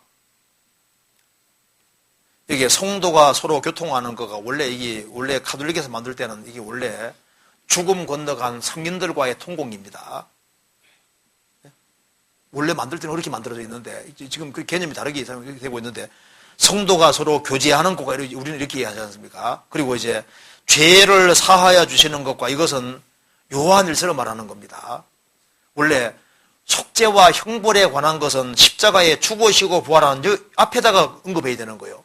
예수님이 우리 죄를 처리하기 위해 죽으시고 우리를 의롭다 하기 위해서 부활하셨다는 얘기가 들어가면 얼마나 좋았겠어요. 그런데 그거 빼놓고 죄를 사해 주시는 것이 따로 떨어져 있으니까 이것은 이미 거듭난 하나님 자녀가 생활 속에서 죄 짓는 이걸 있을 때 자백하고 돌이키는 그 문제거든요. 그런데 이 죄가 여기만 딱 거론되어 있으니까 예수님은 예수님대로 죽었고 자기는 죄 때문에 또 답답한 거예요. 그리고 몸이 다시 사는 것과 영원히 사는 걸 비사옵다 이다 하면 거듭난 사람은 여기에 맞는 건 다 믿어지잖아요. 이 사도신경이 일단 성경하고 안 맞는 부분도 있고 또 원사도신경에서 고백하는 거하고 또 다르고 이것이 또 사도들이 서준과 관계없고 그렇기 때문에 여기에 해당되는 중요한 내용은 우리가 믿고 있거든요. 맞는 건 다 믿고 있는 거예요. 그런데 이것을 예배의식에서 공적으로 사용하라고 주님 명령하신 것도 없고 그리고 주님이 하라고 명하신 적도 없는 거예요. 그러니까 이걸 안 한다고 해가 천국 갔을 때요. 야, 너 왜 사도신경 안 해? 주님 물으시겠냐고 말입니다. 아니, 물을 리가 없어요. 원래 이 사도신경이 처음 형성된 것은요. 이제 원래 세례 줄 때 하나님 믿습니까? 이제 기본적인 걸 묻는 것 자체가 점점 발전해가지고 이게 생기게 된 겁니다. 원래 세례 줄 때 이제 몇 가지 질문하는 것이 점점 정교화돼 가지고 이제 이렇게 된 거예요. 그러니까 이것은 사도들과는 관계가 없는 겁니다. 그리고 이제 그걸 고백을 하든 안 하든 간에 일단 그 내용이 믿어지는 게 중요한 거예요. 그렇잖아요. 그래서 사도신경을 안 하는 교회도 꽤 됩니다. 이건 이 정도 얘기해도 되겠죠? 예. 그리고 이제 그 다음에 이제 시간이 많지 않으니까 마지막 질문 하나만 잠깐 생각해 봅시다. 그 번역본에 대한 질문인데요. 이제 이런 주장이들 있잖아요. 킹 제임스 성경은 영감된 성경이고 전혀 오류가 없고 다른 번역본들은 사탄이 변개한 성경이다.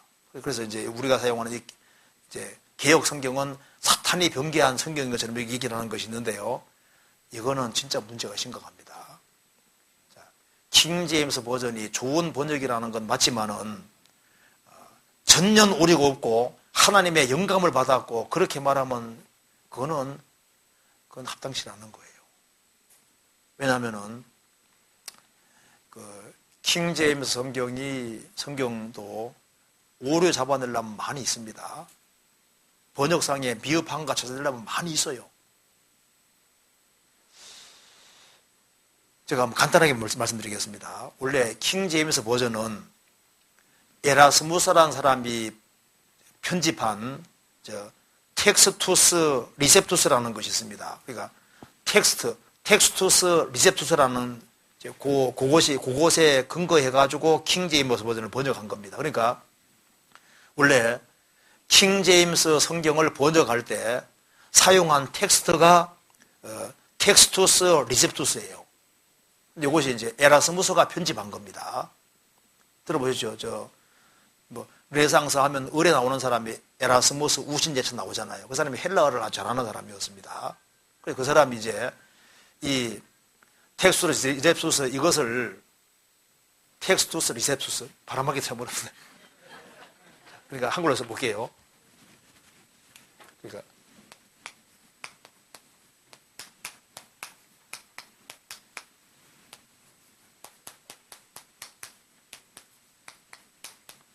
이제 이걸 에라스무스가 원래 편집한 겁니다. 이거 편집할 때 이제 5개 내지 6개 헬라어 사본 가지고 이렇게 5개 내지 6개 사본 이걸 가지고서 이걸 이제 편집한 거예요. 근데 지금은 이제 이 헬라어 사본이 이 당시에는 5개, 6개밖에 없었는데 지금은요 헬라어 사본 수가 5,400개가 넘습니다. 5,400개가 넘는데 이제 소수의 사본 이제 요걸 가지고서 편집을 했는데요. 편집할 때 이 에라스무스라는 사람이 편집할 때 요한계시록 같은 경우는 사본이 그 당시 하나밖에 없었습니다. 하나밖에 없었는데 제일 뒤에 요한계시록 22장 제일 뒤에 6개 구절은 없는 거예요. 떨어져 나가지고 없기 때문에 생각하다가 이제 그 당시에 벌리게이트역이라고 카톨릭에서 사용하는 벌리게이트역이 있습니다. 제롬이 번역한 벌리게이트역이 있는데 카톨릭 공인역본입니다. 벌리게이트역에 나와 있는 요한계시록 제일 마지막 6개 절을 자신이 헬라말로 번역해서 여기에다가 집어넣었거든요.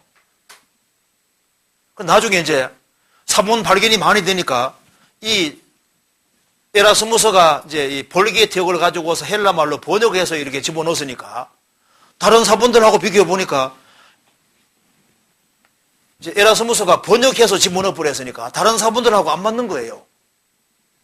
그리고 이제 제가 찾아보니까 에라스무스가 이제 성경을 이제 편집할 때 헬라어 이제 한 5, 6개 가지고 편집을 할 때 이제 오류가 발견되기 때문에 수정판을 계속 거듭했습니다. 그래서 초판이 1516년에 나왔고 제2판이 1519년, 제3판이 1522년, 제4판이 1527년, 제5판이 이제 히메네스라는 사람의 것을 또 이제 그 사본이 있어가지고 해가지고 90군데를 수정해서 1955년에 이제 출판했다고 말입니다. 이제 이것을 근거해가지고 이제 킹제임스 버전에 나왔는데 킹제임스 버전은 대학자들이 번역해서 아주 잘한 번역에 속하거든요. 근데 그건 잘한 번역이지. 그럼 여기서 무슨 번역상에 미흡한 거라든가 오류라는 그런 게 없느냐? 아니에요.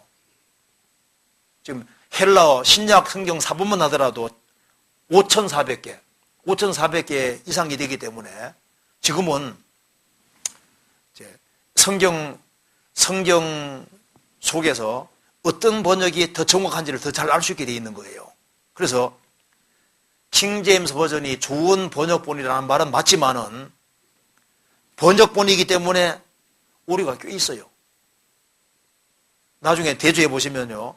이 개역 성경이 정말 번역이 잘 되어 있는 겁니다. 나중에 보시면요. 이 개역 성경이 하나님이 이 한국 교회의 개역 성경을 이렇게 번역해서 사용하게 한 것에 이유가 있어요. 이 번역이 아주 잘 되는 번역입니다. 그래서 이제 그 킹제임스 성경은 절대 오류가 없고 뭐 하나도 문제가 없다는 식으로 그 과도하게 얘기하면 안 됩니다. 제가 몇 군데만 예를 들어 드릴게요. 한번 찾아봅시다. 사도행전 13장 한번 보세요. 사도행전 13장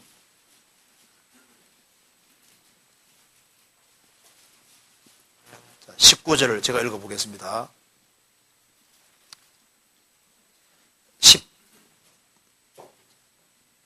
17절부터 제가 읽어볼게요.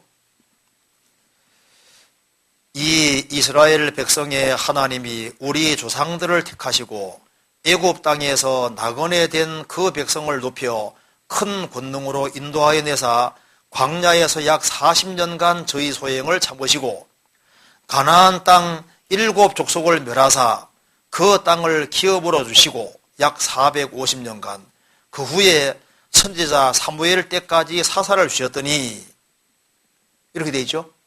근데 이제 킹제임스 버전은 이렇게 되어 있습니다.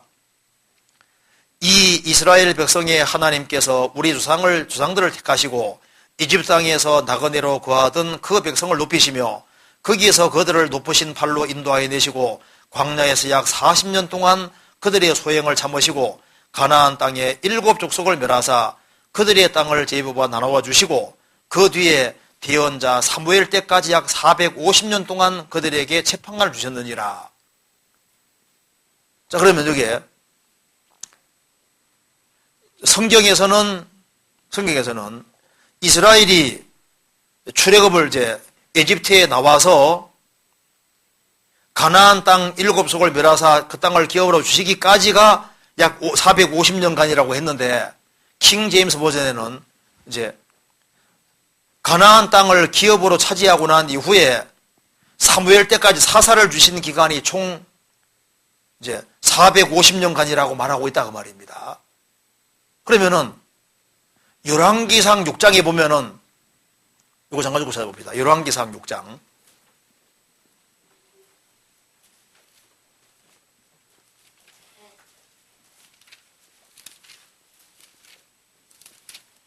(6장) 1절에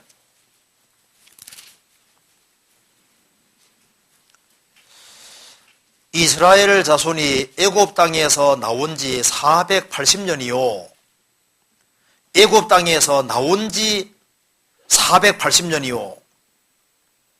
솔로몬이 이스라엘 왕이 된 지 4년 10월 곧 2월에 솔로몬이 여호와를 위하여 전 건축하기를 시작하였더라. 이렇게 되어 있는데, 그래서 만일 킹 제임스 버전처럼 번역하게 되면은 성전 건축할 때까지 기간이 무려 540년이 돼버리는 거예요.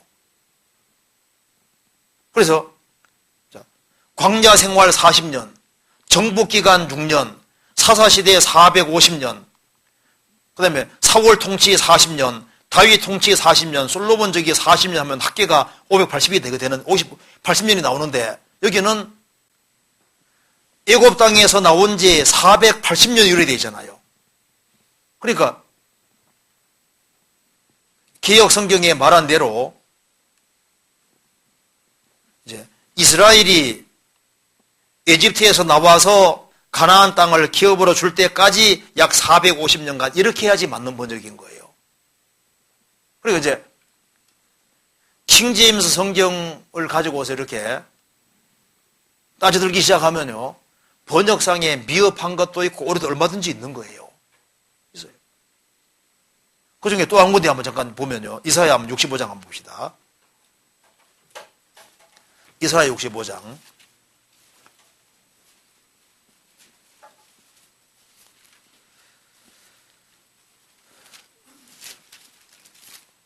(65장) 한번 봅시다. 11절.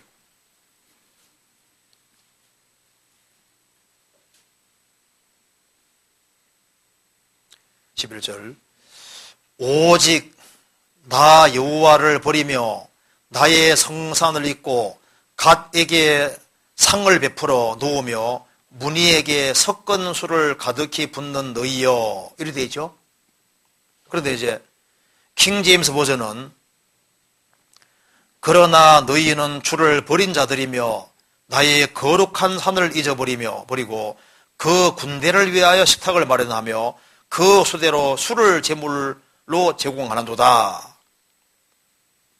여기서 이제 문제되는 단어가 가드와 문인데 킹 제임스 버전에서는 가드를 군대로, 문의를 수라고 이제 번역을 해서 도대체 뭘 말하는지 모르게 되어 있었는데요. 그러니까 1611년 이 당시에는 이 갓과 문의가 뭔지를 몰랐어요. 근데 이제 지금 고고학이 발달하고 해서 이것이 바벨론의 신이라는 것을 알아내게 되는 겁니다. 그래서 갓은 2번 밑에 뭐라 했습니까? 운수신, 문의는 운명신이거든요. 그러니까 이 바벨론이라는 나라에서 이게 가드는 행운의 신이고 문의는 이제 운명의 신. 이게 우상이라는 것을 알게 되니까 킹 제임스 버전 번역할 때는 이 갓이 뭔지를 몰랐거든요. 문의가 뭔지 모르니까 이렇게 해가지고 이제 가드를 군대라고 문의를 수라고 이렇게 번역을 했다 그 말입니다. 사실 이거 왜 이렇게 번역하면 그 당시에 몰랐으니 그렇게 번역한 거예요. 그러니까 이 번역이 막 성령의 어떤 감동으로 번역됐고 뭐 오류라는 게 전혀 없고 막 이런 식으로 있지 않습니까? 얘기를 하면요. 그건 황당한 얘기를 하는 것이 되는 거예요. 그러니까 좋은 번역이다. 좋은 번역이고 구원받고 신앙생활 하는데 큰 문제가 없는 그렇게 얘기를 하면 좋은데 그걸 마치 무슨 실수 같은 게 하나도 없는 것처럼요. 성경 전도서 한번 찾아봅시다. 3장 봐봐요. 3장 11절.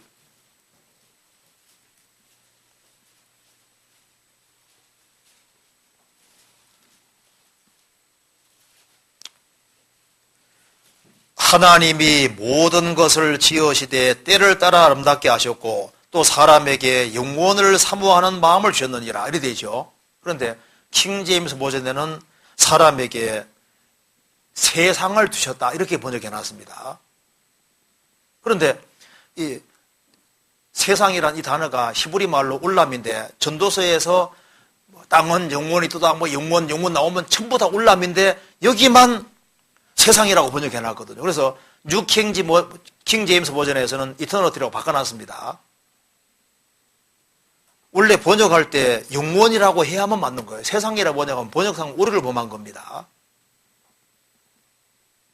그러니까 우리나라 성경은 굉장히 정직한 성경입니다. 왜냐하면 사본에 있는 것은 있고 없는 건 없다고 표시해 줬잖아요. 그죠? 그런데 에라스무스가 성경을 편집할 때는 5개, 6개의 사본 갖다 놓고 일단은 대조하면서 다 집어넣는 길을 택한 거예요.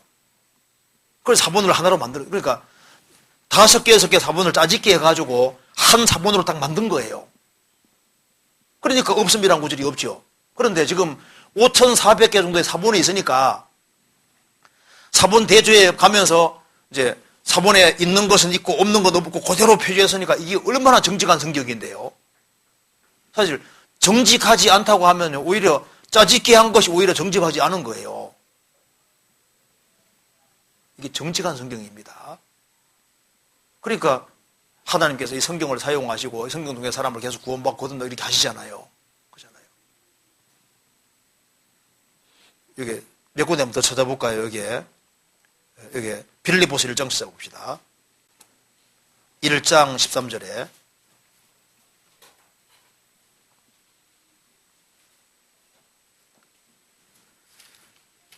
13절에 이러므로 나의 매임이 그리스도 안에서 온 시위대 안과 기타 모든 사람에게 나타났으니 그런데 킹제임스 버전에는 나의 갇힘 그리스도 안에서 나의 갇힘이 모든 궁전 안과 다른 모든 곳에서 나타났더니 그런데 궁전이 아니고 시위대가 맞습니다. 프라토리온인데 궁전이 아니라 시위대라고 이렇게 번역해야만 이게 맞는 번역인 거예요. 궁전이 아닌 겁니다. 그리고 여기에 또 성경 찾아봅시다. 여기 빌립보서 3장 20절에 예를 들면 여기에 오직 우리의 시민권은 하늘에 있는지라. 그런데 킹제임스 버전에는 Our conversation is in heaven. 우리의 대화. 이게 언행과 행동 방식이 하늘에 있는지라. 원래 이게 여기에 우리의 시민권이라고 번역해야만 원문하고도 맞아요.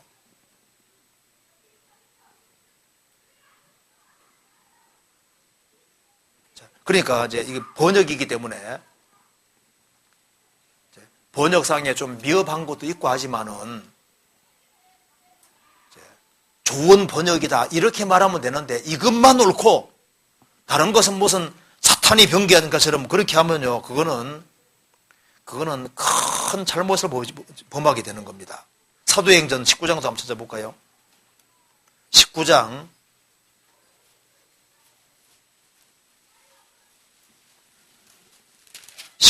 37절.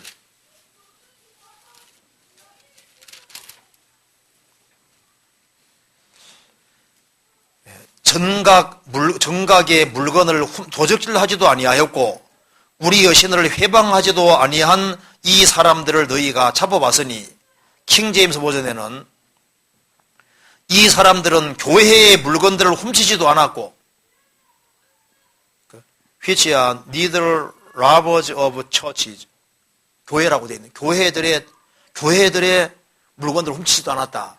그런데요, 헬라어 단어가 히에로실루스인데 이게 교회가 아니라 정각이란 말이 맞습니다. 정각. 그러니까 이제 신전들, 이방신들의 신전 물건을 훔치더라 이렇게 해야 되니까 이 전각 물건을 도둑질을 하다 이렇게 말해야지 맞거든요. 그러니까 이제 잡아내려면요 무척 많아요. 성경 예를 들면은 요한복음 21장에 내 양을 어린 양을 먹이라, 내 양을 치라, 내 양을 먹이라 이렇게 되어 있죠. 킹제임스 버전은 내 어린 양을 먹이라, 내 양을 먹이라, 내 양을 먹이라. 그렇게 뭐 먹이라고 하면 되어 있습니다. 원래 먹이라, 치라, 먹이라거든요.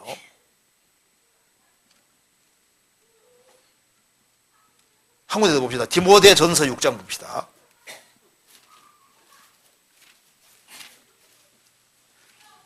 (6장) 20절.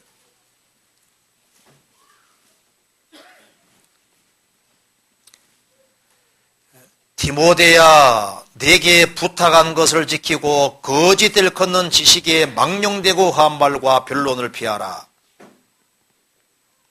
여기 거짓 일컫는 지식이라고 되어 있는데 킹제임스 버전에는 사이언스로 되어 있습니다. 그런데 1611년 이 당시에 사이언스는 원래 이게 사이언스라 그러면 다 안다는 뜻입니다. 그래서 컨션스 양심할 때도 이게 함께란 말이 있고 안다는 뜻이 들어가 있는 거거든요. 그러면 이제 그 사이언스, 그 옴니센스 하면은 전능이 전지잖아요. 전지. 옴니센스. 옴니는 전체란 말이고 사이언스 안다는 얘기니까 모든 걸 안다. 옴니센스이 되는 거거든요. 그러니까 이제 이 성경이 기록될 킹제임스 버전 당시에는 사이언스 하면 체계화된 지식이란 뜻이니까 킹제임스 버전은 맞게 번역했는데 이걸 현대용어로 번역하는 사람들은 사이언스라 됐으니까 과학이라고 번역하는데 과학이 아니에요. 헬라 원문에도 지식이지 과학이 아니거든요. 자, 어쨌든 간에 이 성경을 번역하는 데 있어서 이 개역 성경이든 킹제임스 성경이든 좋은 번역본인데 이것만 뭐 완벽하고 뭐 다른 것만 절대 오류가 없고 뭐 이런 식으로 하지 않습니까? 그렇게 하면 그게 과도한 거예요. 그래서 우리가 개역 성경하고 개정 개혁 나왔잖아요. 근데 개정 개혁은 개정 개혁이라는 이유가 있습니다. 왜냐하면 원문의 내용하고 너무 다른 게 많게 만들어 버렸어요. 그래서 이 개정 개혁보다 개혁 성경이 훨씬 잘 되어 있는 겁니다. 그래서 이걸 사용하는 거예요. 그리고 이거보다 정말 더 나은 번역을 만들어낼 수 있으면 좋은데 아직은 못 만들어냅니다. 일단 이건 이 정도만 얘기를 하고 그 다음에 이렇게 질문이 많이 있는데요. 오늘 여기까지 다시 지났으니까 여기까지 하고 어쨌든 간에 이 성경이 아주 좋은 번역입니다. 그리고 이제 킹제임스 버전 옹호하는 사람들은 하나님이 번제할 양을 친히 준비하시리라. 킹제임스 버전에 하나님은 하나님 자신이 친히 번제할 양이 될 것처럼 이렇게 해놨는데요. 사실 우리 개역 성경이 더 맞는 겁니다. 그러니까 이제 나중에 확인해 보시면요. 이것이 아주 좋은 번역이라는 걸 알 수 있고 우리가 믿을 수 있고 이것에 근거해 신앙생활을 할 때 얼마든지 할 수 있다는 걸 알 수 있어요. 나머지는 다음에 또 하도록 합시다. 같이 기도하시겠습니다. 자비로우신 우리 아버지 하나님 감사합니다. 우리에게 이 귀한 하나님 말씀을 내려주시고 또 신앙생활을 할 수 있게 해주시는 것을 감사합니다. 오늘 이 자리에 참석한 모든 분들 주님께서 더욱 주님이 크신 은혜와 사랑을 베풀어 주시고 주님 말씀 가운데 살 수 있도록 더욱 마음을 일깨워 주옵소서. 그리고 주님 앞에 서는 그날 칭찬과 영광과 존귀를 얻을 수 있도록 우리의 삶을 다스려 주시고 도와주시옵소서. 교회가 계획한 모든 일에 주님이 앞서 행해 주시고 또 우리를 통해서 주님의 역사가 더욱 나타날 수 있도록 도와주시옵소서. 오늘 나머지 모든 시간도 도와주시기를 간절히 의지하오며 주 예수 그리스도 이름으로 기도하옵나이다. 아멘.